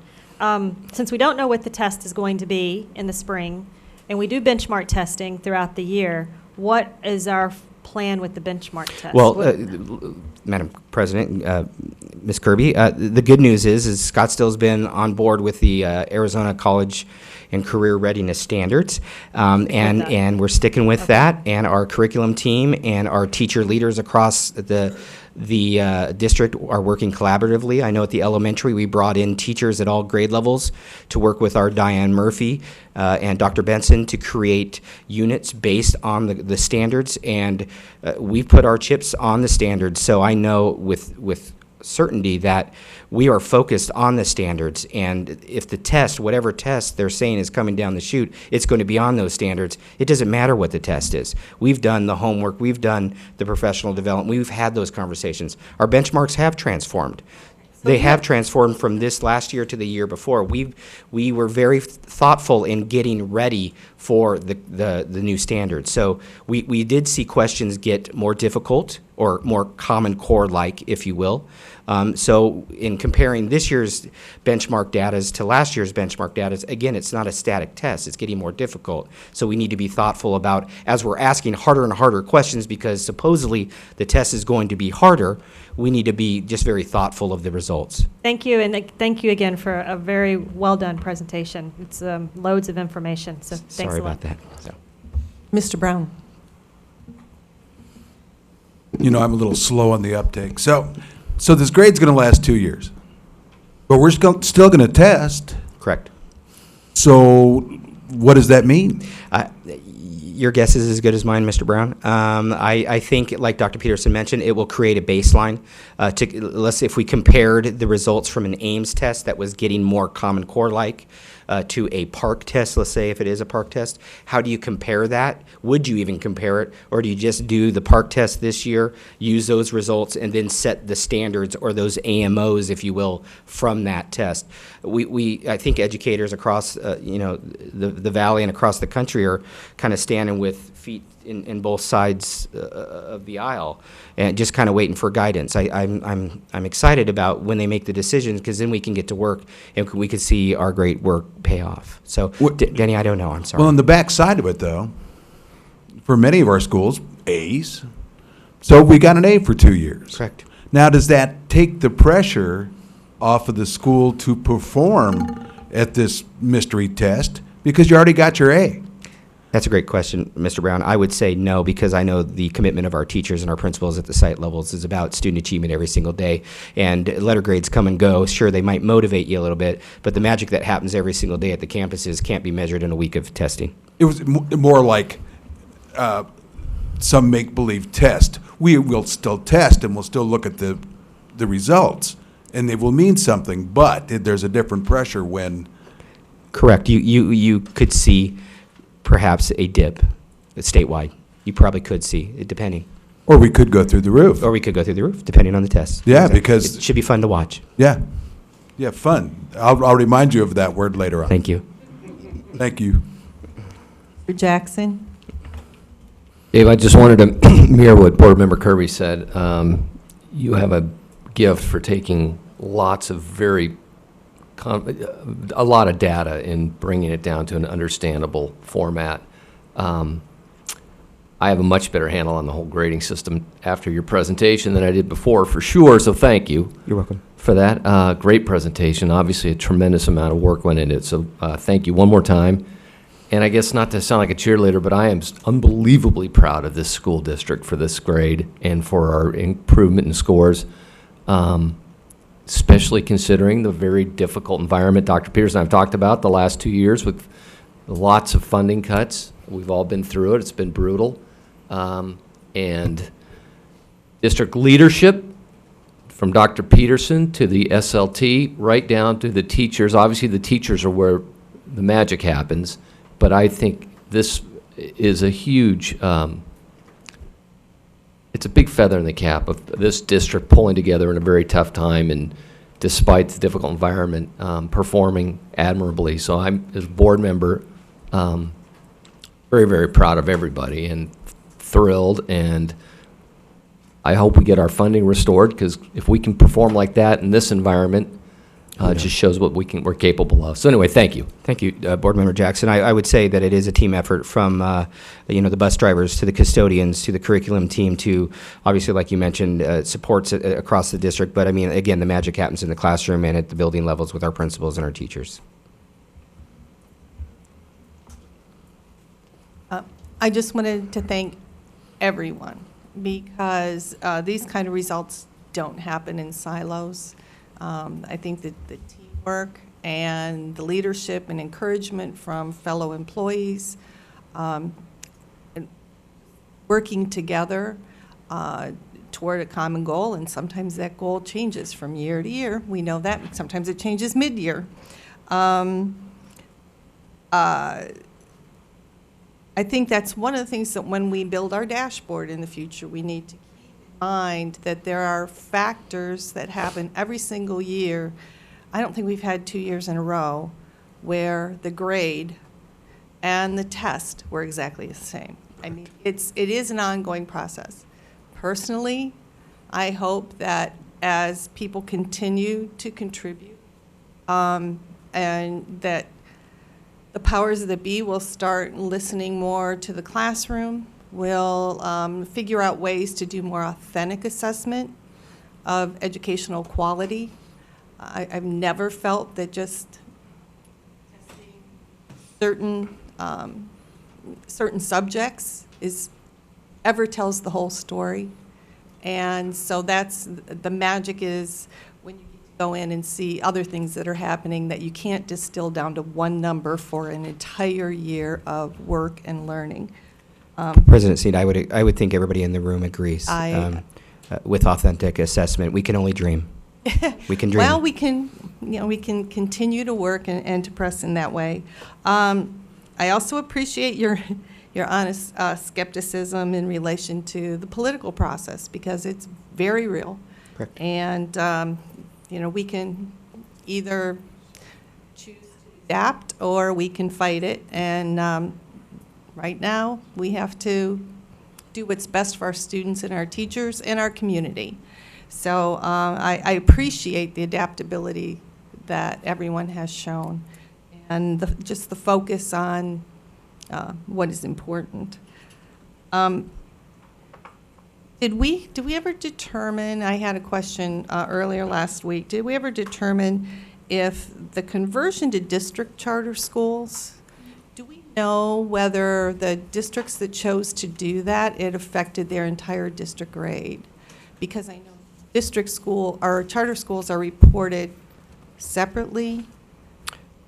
Madam President, the charter schools are on the same scale as us as long as the size is the same. I know, was it Cave Creek that converted to charter schools? In looking at their numbers, I believe, and don't quote me, they were pretty similar. Yeah. It was still as a district? It would still be a district. They wouldn't be Okay. isolated out like a Veritas or a one-school district, if you will. Oh, okay. Like those traditional charter schools or those types of companies. So. Okay. I remember on the report seeing the Fountain Hills has a charter school within their district that's under the purview, and I remembered seeing them reported separately. Wondered if the choice to do that would affect the schools within a district that are not considered charter schools. Madam President, that's a great question, and I have the list here. So as the meeting produces, I'll flip through those districts and see if they were pulled out to answer your question. Just curiosity It- to I'm- see. I'm You know, right it there is- with ya. It's a numbers game. Sure, of course it is. So just curiosity.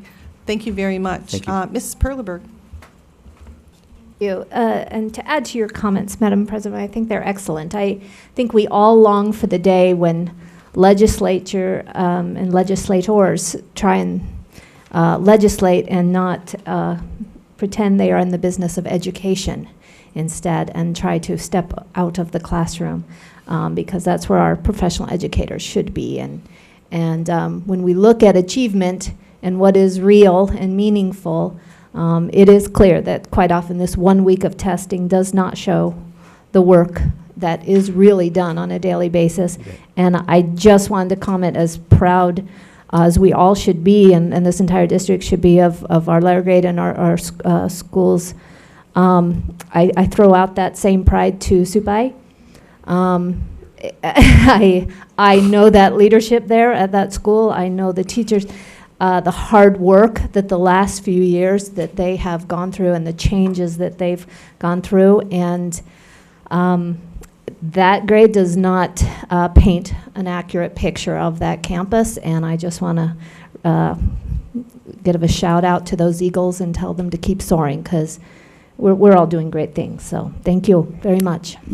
Madam President, Ms. Perleberg, I would agree with you 100%. The past leadership and the teachers there have done a fabulous job. I know refinements and questions to the big question is, how come? Hopefully we can come to some resolution and solutions so that we can move forward to do great things for kids in the community. I had one more question. I know that there are the categories of the schools that are high priority schools. Can you explain that definition here and tell us if there will be additional support supplied by the state for high priority schools? Yeah, there's categories, reward priority schools. Reward schools would be our high performing schools. These would only be our Title I schools. The other schools are not part of the game, if you will, because federal funds aren't associated with it. High priority schools would be, let's be honest, a letter grade of D. So I would assume that when it comes out with the list of those, I would assume that that school is a high priority school. I think as a district, when we saw that immediately, even without a label of a high priority, we know that extra supports need to be in place, conversations. It doesn't always mean, more money at the school level, but just restructuring and perhaps looking at programs and practices at the school level. I know that the district office, at least in our teaching and learning group, we're brainstorming ideas to support the schools. We don't want to step on the principal's toes by any means, or the teachers, but we want to provide supports to help them do the best that they can. I thought that there were talks, and I could be wrong, but I thought that there were talks at the state level of providing additional support. From maybe the county superintendent? I apologize, President Snead, I don't know about that, but I can find out. Okay. Thank you so much. Thank you. The next information discussion item is item 9B, School District Employee Report. Thank you, Madam President, members of the board. Dr. Sean Holmes is going to present a overview and help explain some of the school reporting for staffing. Again, we've been wanting to work very hard to make sure that we are transparent, and some of the reporting that is taken and pulled from different sites does not match each other. And so we want to try to explain a little bit of that so people will understand what some of these numbers mean and where we are trying to make sure that we have consistent reporting, because that's been one of the issues we've seen year to year is the classifications and things haven't been consistent, and that causes problems as we talk with folks. Okay, thank you very much. Good evening, Madam President, members of the board, Dr. Peterson, Mrs. Como. The school district employee report, often referred to as the SDER or CEDAR. I'll start by saying, for the past 2 years, we've endured very difficult budget cycles. We've had to make some tremendous cuts to our budget. And there's been along the way a lot of discussion, particularly about our M&O budget and various positions within that budget. And as part of that discussion, this particular report has come up repeatedly from our public. And one of the things that we have stated administratively is that this particular report does not offer the comparison that the public believes that it does. But we've never really stated why. So part of what we're hoping to do here this evening is provide you with information about some of what's behind this report, so when you as board members get questions from the public, you're better able to respond to it. Okay, there are 5 things that I'll address with the report this evening that everybody should be aware of when considering these reports. We're going to talk tonight about extra teaching positions, more commonly referred to in our district as 6/5 contracts, internal recoding that we've done within this particular report, the impact of limited appointments, particularly as it impacts the FY14 report, the impact of funding sources, and finally the discrepancies on the ADE website that we've talked about, but we've never really demonstrated. Okay, so the first one is extra teaching positions. In our system, we call them extra teaching positions. People out on the schools generally call them 6/5 assignments. I believe you are all aware of what that means. In our secondary schools, teachers typically teach 5 classes. Occasionally, there will be a need for them to teach a 6th class, and they voluntarily do that. So they give up their prep time, they teach an extra class. So if we do the math on that, that's 1 extra class out of their base 5. It's 20% additional work.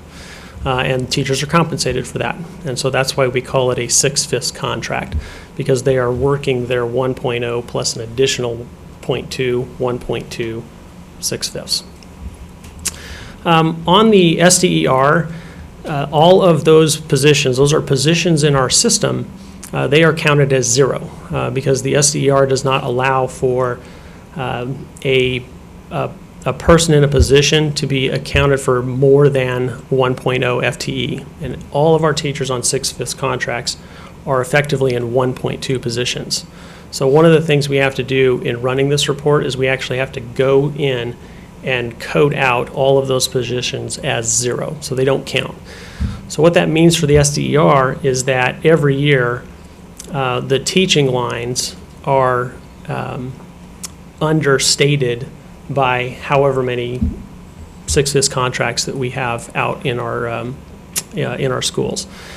So I figured, given that, you might ask what that looks like, and so I actually did the research to track what that's been for the last 2 years. For FY14, that was 10.4 FTE, and for FY13, that was 11.8 FTE.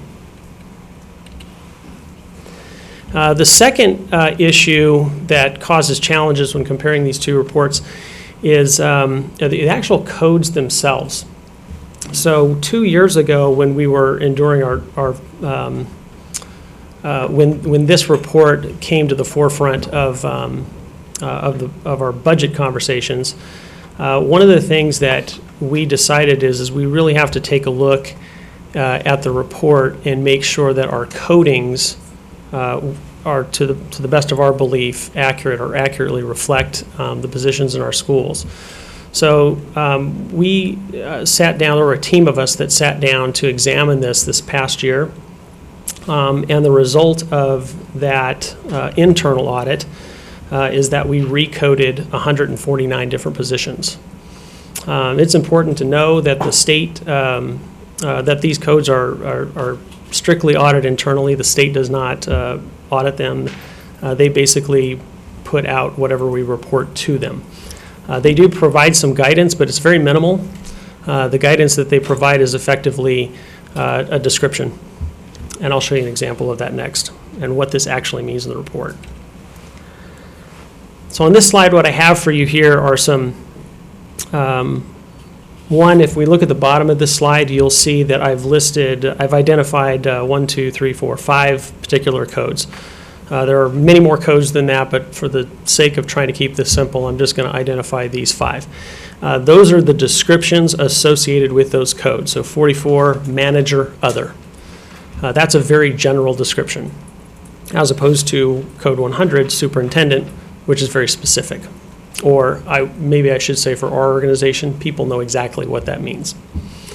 In the bit on the top there, I've isolated some examples of some recodes that we've done within that 149 that I mentioned.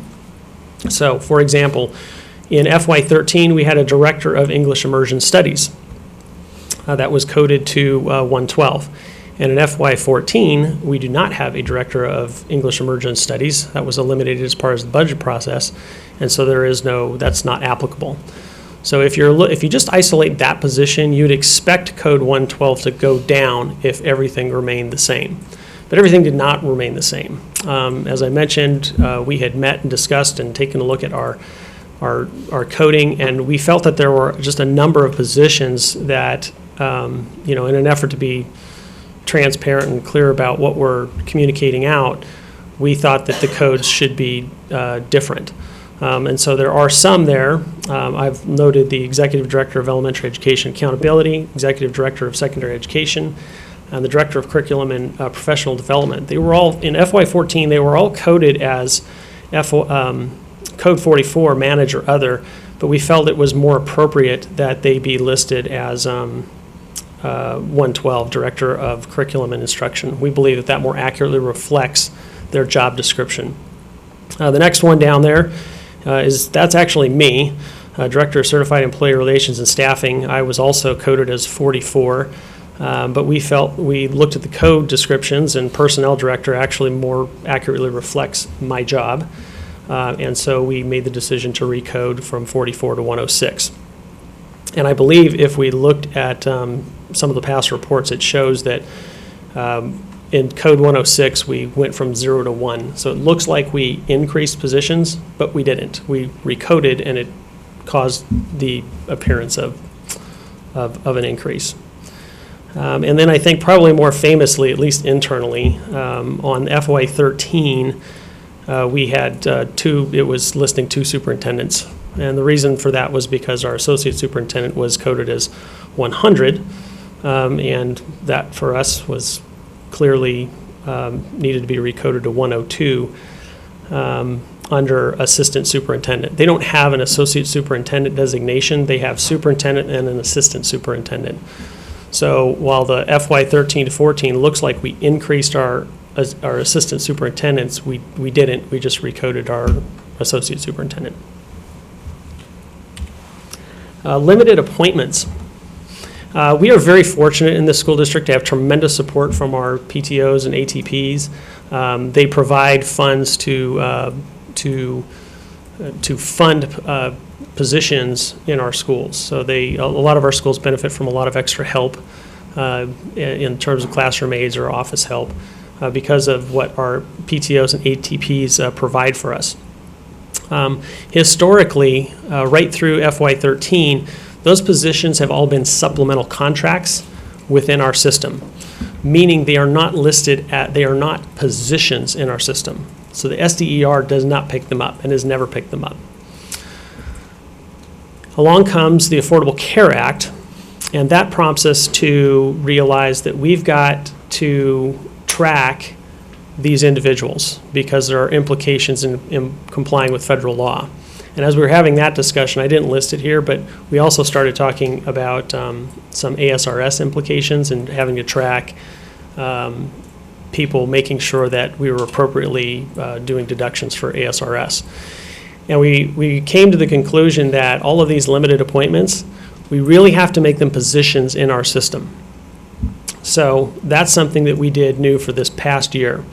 The result of that is that it effectively increased our positions that would be reflected in the SDER by approximately 54 FTE, which means that if you just look at FTE, total FTE, it would be very clear that FY14 is overstated by 54 if you compare to FY13, or if you do the other way, then FY13 would be understated. So when you're looking at totals, they just they can't match. They just don't. Funding sources, yes. Question? Sure. In what category would those 54 people be in? There were primarily across 3 codes. I believe it was State Code 4 was the primary one, which I believe was classroom aid, instructional aid, and I actually have it right here. Is that considered teaching? No, it's not considered a teaching position, but it's considered a classroom help position. Like student support? Yeah, like a classroom aide, somebody who's paid to come in and help the teachers organize or run centers or whatever. So yeah, it's when I looked at it, the vast majority of those positions were, Code 4, State Code 4.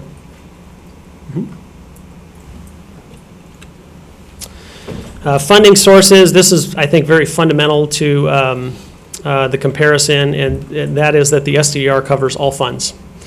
A lot of the discussion around the SDER has really been in conjunction with the reductions to our M&O budget.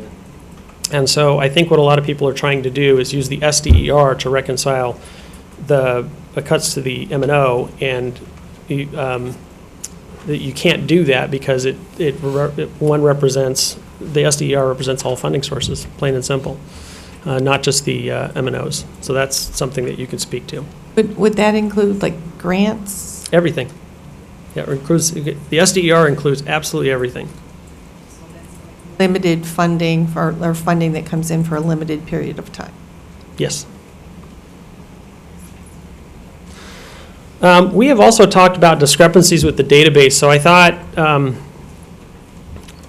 we'd give you a real clear idea of what we mean when we say there's discrepancies.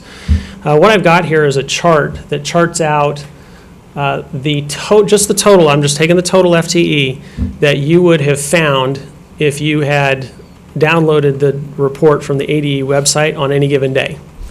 And without going through them line by line, what you'll see is that for FY13, there's 3 different numbers with the considerable difference between the low and the high. And then for FY14, there's also 3 different numbers. And they're not just small differences, they're what I would call significant differences. So there's just, we have uploaded data, we've sent raw data to the ADE, and it is not translated to an accurate report.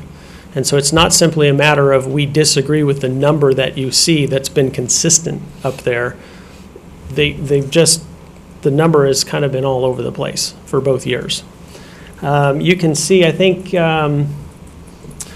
we brought this, if we look at 715, we looked at both of those numbers. We knew both of those numbers did not reflect our actual raw data.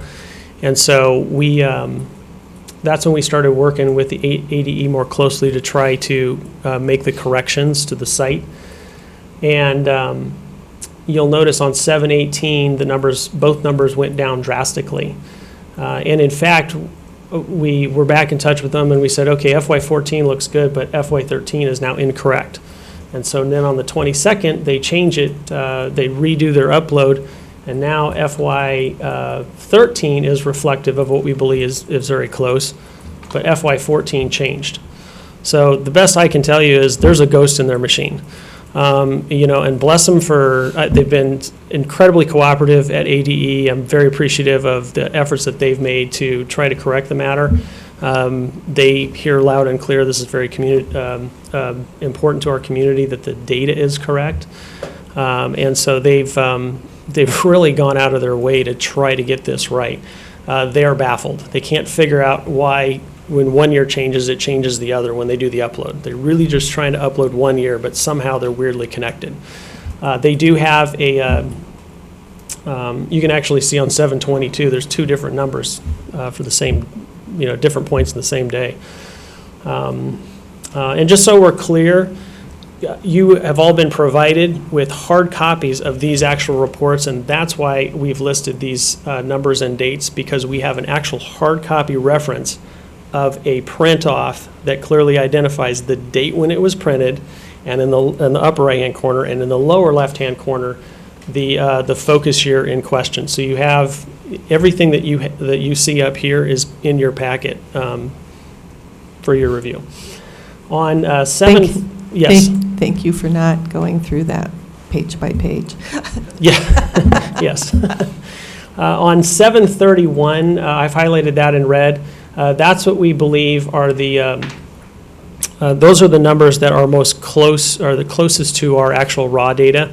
And I've also provided for you in your packets the summary information of the raw data generated straight from the report that we originally sent to them.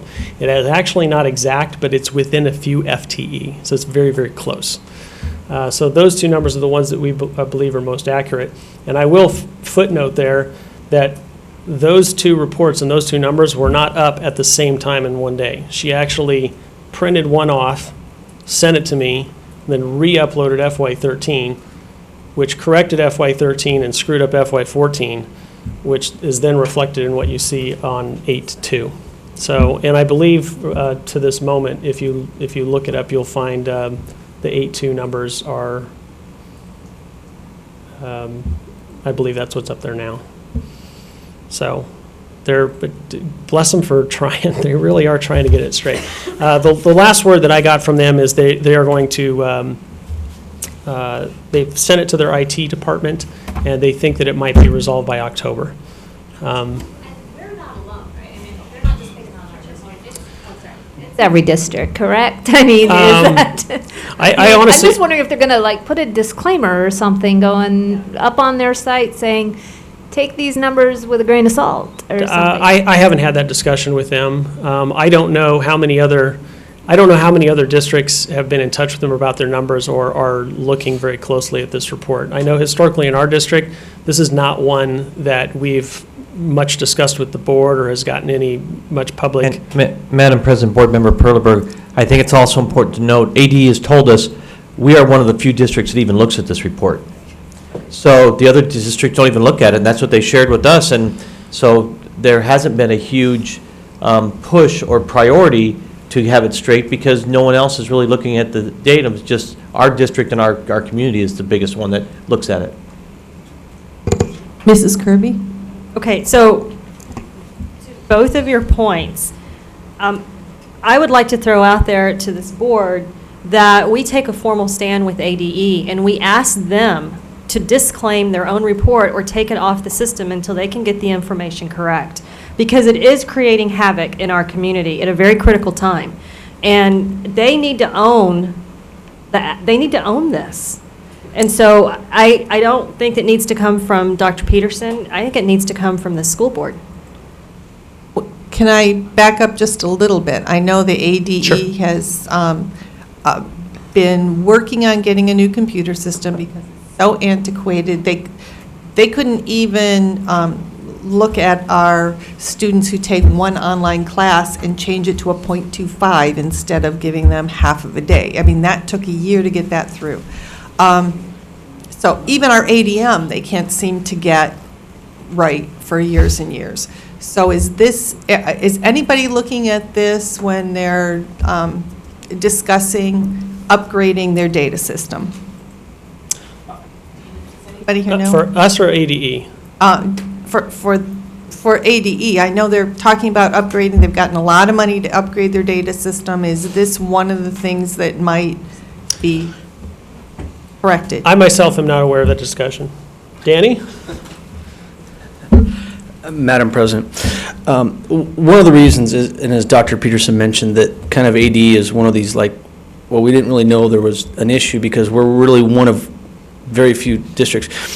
This report doesn't really go anywhere else. It is only used for two other reports in AD. One is Teacher Experience Index, which we test every year to ensure that ours is correct, and we've seen over years that it's going up. And then it is used on their annual report, and when Dr. Holmes mentioned we kind of had that ghost superintendent out there for a while because we had miscoded. Those are the only two places that AD uses this report. So it's one of those ones, they're trying to get their computer fixed on SACE and grading and special ed, and this is kind of just a secondary report because it's not a legislative report of any kind that goes to a legislative committee or anything. It's used internally and internally at ADE. But only. it is posted public. It doesn't look good for our public to see this when they're putting That's out my point. data. And this is a naive question, but I'm going to ask it. Is this data the same data that's used in that pie chart on that one page? Or is it a completely separate database? That data's from the Auditor General's Okay. dollar in the Okay, classroom, so good. they don't even match They don't each ma- other. okay.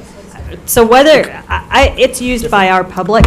Yes. This is a report that is available to the public that has severe data integrity problems. And I'm going to state it again. I think this board should take a position with ADE, a formal position, that if they can't get it fixed in October, that they disable the publication of the report until it has been corrected.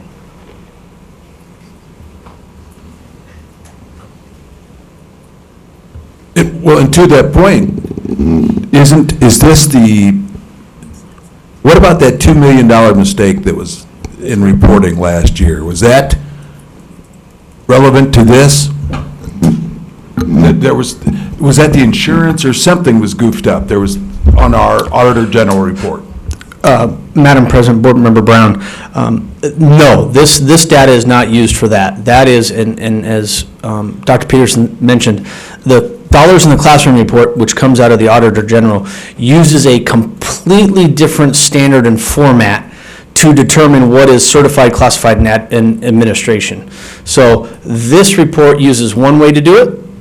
Auditor General uses a different way to do it. Well, So it doesn't have anything to do with that $2 million that we were working with the Auditor General on. But was there ever a correction made in terms of reporting on that mistake? As of today, there has been no correction on that report. See, that's just something else, that there's mistakes in reporting, and there's no disclaimer, and there's no corrections, and so we just look bad, bad, bad. Well, I put that on the future agenda items. Well, I'm glad we got into discussion. That actually was bringing us to the conclusion of, I promised you 5. So we've looked at the 5 that I think significantly demonstrate that, that this SDR just can't be used for the purpose that people are trying to use it. And, hopefully you having reviewed this, you're better informed to be able to respond to the public. I do have one question. For this information, if a member of the public wanted to meet with someone in our administration to get this explanation, would that have been a process that's available? Yes. Mr. Jackson? I guess I just wanted to, I'm not trying to beat this to death, but I thought Board Member Kirby had an excellent suggestion. I understand AD is very cooperative. Very cooperative. I'm sure they're great people. This is not Wonderful a people. personal attack on them. But there's data integrity problems here that are impacting us. And to wait till October for them possibly to fix it is not acceptable since it's impacting us. And I think the only power I have is one board member, but I would like to exert that little bit of power and try to, I agree with Board Member Kirby, whatever the process is that we need to go to the formal process to, as a board, make our wishes known that are not our wishes, make it stronger than that. It's unacceptable for them to put out data that's impacting us that is not accurate, that has data integrity. They need to pull that data until they've got it fixed. I guess where I'm going with this, President Sneed, is I'd like to, again, sounds like you put it on the agenda for us to move forward with that, so thank you. Mrs. Kirby. Thank you. And just to wrap it up, you did a really good job tonight of taking what is, whenever you talk about data integrity problems and trying to explain it to a room of people with credibility, it's very difficult to do. And you did a masterful job of taking something very complicated and distilling it down. So thank you. Thank you, Board Member Kirby.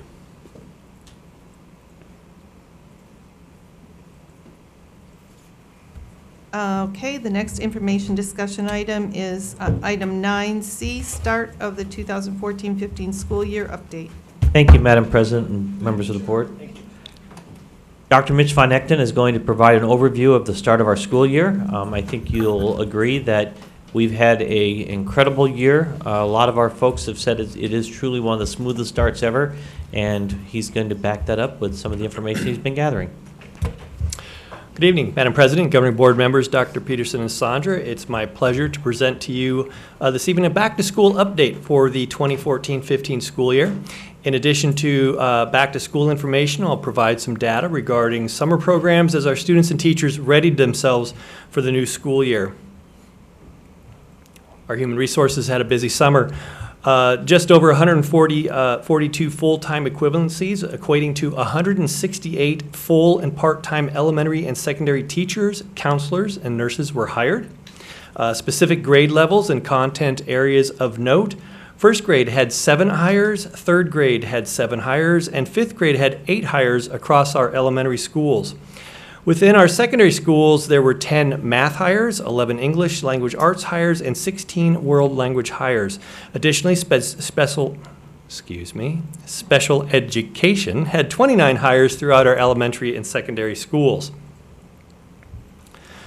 SUSD hired 5 new principals among our elementary and secondary schools, and I must tell you, it's a pleasure to note that all 5 of these new principals came from the ranks of our existing SUSD assistant principals.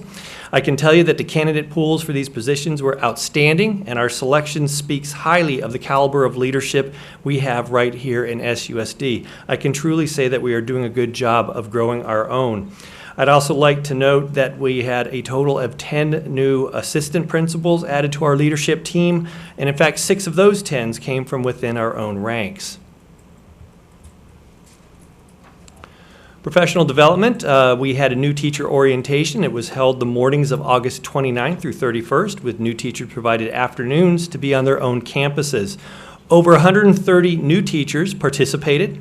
Topics included district overview, curriculum, and grading. Specific to curriculum, the curriculum team presented curriculum day and provided curriculum maps and the instructional resources to support those for our new teachers. I can tell you on a personal note, I facilitated the high school grading guidelines with 33 of our new high school teachers, and it was an absolute joy. These 33 new teachers were just splendid. What a wonderful addition to our district.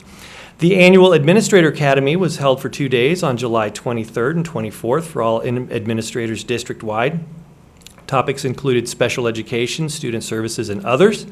Feedback from our school leaders was very positive, specifically that the agenda was relevant and meaningful, and the focus was exclusive to our current initiatives and carrying out those initiatives with fidelity. Community Ed was also very busy this summer. For context, I want to let you know that Summer School 2012 had 1,950 enrollments. This summer, Summer School 2014, total enrollments were 3,258. That's an increase of 1,308 enrollments in just 2 years. Drilling down a little bit more, 1,074 of those were in classrooms at Coronado, and 2,184 were online enrollments. Classroom completion rates were 92%. In other words, 92% of those students completed the course, and our online completion rates were 83%. There was 393 scholarships awarded through alternative funding sources, and 302 of those scholarship recipients completed for a completion rate of 77%. And on the teaching and learning side of things, we again were very busy this summer. I'm very pleased to provide you an update for our high school summer math bridging program, which was held at each of our 5 high schools. Program design was unique to each high school, and with sessions taught in both June and July. 162 students completed the summer bridge, and 146 earned elective credit. Unfortunately, several students lost credit due to not meeting attendance requirements. 7 teachers participated, taking advantage of a day-long opportunity prior to the start of the sessions to collaboratively prepare utilizing currently adopted materials. Feedback from the principals, the high school principals I have received, it was very positive. They were pleased with the investment and hope that the bridging programs can continue in summers going forward. And our technology department, again, very busy. Regarding our hardware updates, 300 high school classroom projectors were upgraded, and work will begin to replace 800 projectors at middle and elementary sites starting later this month. Those projectors replaced had, frankly, just exhausted their usable life and were in need of replacement. Tonally Technology has been moved and installed in its new location with new projectors in all classrooms. Desert Mountain and Laguna's phone systems were updated to a voice-over internet protocol. We've initiated a Google Chrome program in our English departments at the high school. Internet bandwidth was increased to 1 gigabyte per second. Computers were upgraded in many of our labs in preparation for online testing and assessments, as Dr. McNeil alluded to, and what that future might look like. And we will be installing new servers at schools to provide faster login times and more storage space. Again, please note that all of these purchases were utilized using capital override dollars. Software updates, there were some minor changes to Synergy Gradebook for the taking of attendance, and we have launched single sign-on to ease logging in to multiple programs for our teachers. We've minimized new software programs and instead focus on those we have in place and do so with greater fidelity. Transportation. The number of students transported, this is over the first 3 days of last week. The number of students transported in the morning totaled 10,282 students. That averages 3,247 for each of those days. Midday, 684 students for a total, or averages 228 over 3 days. And our afternoon, 13,253 total students were transported over the first 3 days. That's an average of 4,418. The number of routes, 2013-14, we had 157, and our routes this year have been reduced to 154 by 3 routes. I can tell you anecdotally, the phones were very quiet as compared to last year, and it's been a much better situation. Nutritional services. Our summer food service program highlights include approximately 70,000 summer food service meals being served, and we introduced Sunny Express, a mobile food service unit servicing children in need of balanced meals that may have not received them through the summer months. Meals provided are reimbursed to the Scottsdale Unified School District through the United States Department of Agriculture Summer Food Service Program. Additionally, we continued our partnership with the Boys and Girls Clubs of Scottsdale, City of Scottsdale, the Youth Sports Programs, Paiute Community Center, SUSD Summer Intervention Programs, and SUSD Summer School Programs to keep our kids fed. Looking forward to this school, Nutritional Services anticipates proudly serving 650,000 breakfasts, 1,800,000 lunches, and 67,000 after-school snacks for an anticipated total of 2.5 million meals served. Nutritional Services also anticipates earning approximately $1.8 million in a la carte smart snack sales during meal service periods. Central enrollment. Central enrollment enrolled 3,530 new students between over the spring of last school year. That would be January through August. Additionally, 2,146 customers were assisted over a 1-month period extending from July 7th to August 8th. And during that time, we extended our hours, offering 2 Saturdays. On July 26th, 69 customers took advantage of that service, and on August 2nd, 80 customers did so. And of course, I'd like to end with some celebrations as we begin our school year. First of all, hey, we're an A. Life can't be better than that. We successfully moved Tonalea community to its new school. And you know, sometimes it's just the little things we need to celebrate. For instance, Redfield Kindergarten Teachers hosted its first ever kindergarten boot camp for parents and had over 90% attendance. And boot camp must have been a theme. Chaparral's freshman boot camp had over half of their freshman class participating just prior to the start of school. We wish all of our students, parents, and teachers and principals and support staff the best for the 2014-15 school year, and I thank you all very much for a great start. And with that, I will take any questions you might have.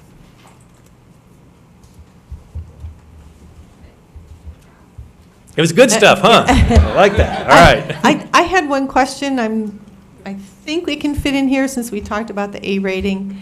I'm not sure if you can answer it or not, but there was talk last year that districts that had maintained an A rating for 3 years in a row would find some kind of regulatory relief, or nothing really happened last year? Is this still being discussed for districts that went 4 years with an A rating? Dr. Peterson is positioned his mic, so I'm going to defer to Madam him. President, that was something that was suggested.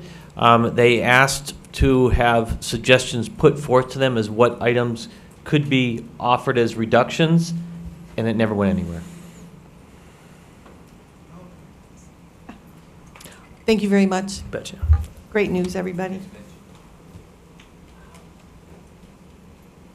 The next item on the agenda is item 10, action item 10A, approval of proposed 2015-16 school year district calendar.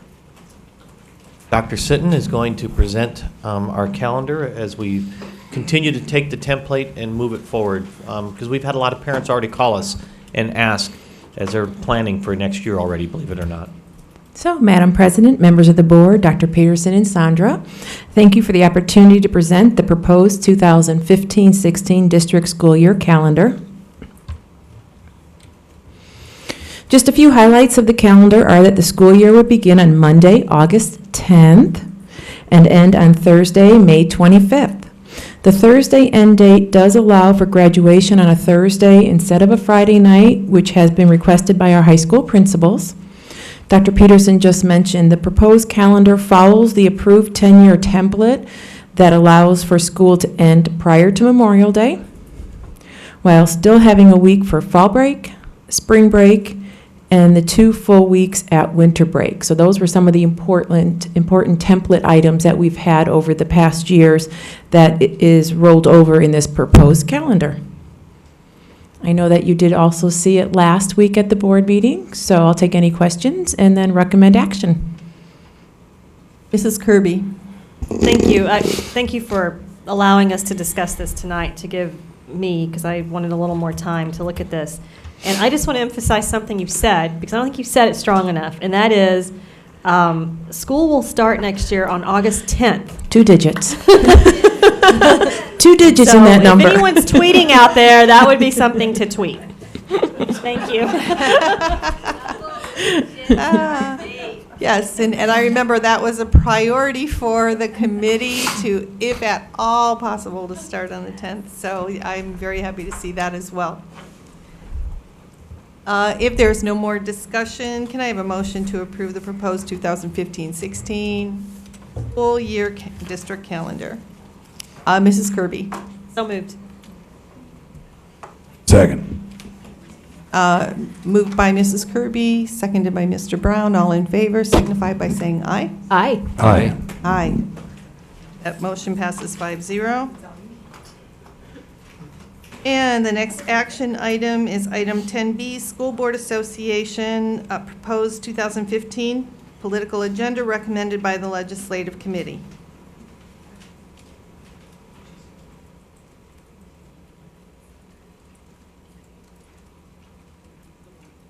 Like it for a while there. Last action item, any discussion? No, I just wanted to point out that this looks like it's been the most redlined legislative action. I know hours and hours and hours were put into this to come to agreement.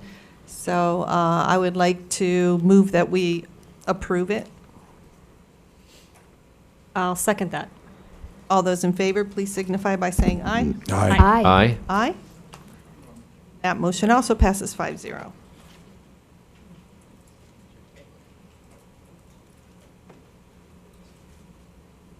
From my understanding tonight, we will work on a formal position to send to the Arizona Department of Ed. So on our next study session, there will be something prepared that we can send out ahead of time and we can wordsmith or discuss. Something we have to vote on, or does it have to be an action item, or can Michelle sign it?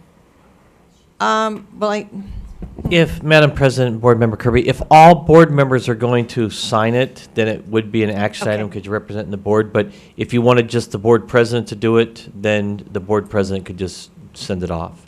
But it should be approved because you're taking formal position by the governing board. All right, thank you. The next item is dates of upcoming meetings. That would be item 12A. Thursday, September 4th at 12 p.m. There will be a special board meeting study session.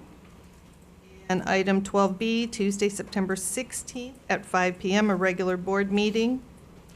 And at this time, are there any governing board reports? Mr. Brown. So here we are in one of the most, in a perceived most wealthy communities in the United States, I would say. So we have approximately 24,000 and some change students at Scottsdale Unified School District. Of those 24,000, 7,000 kids are on free and reduced lunch. 7,000. That number just tears me up. So, you know, it's just a thought process.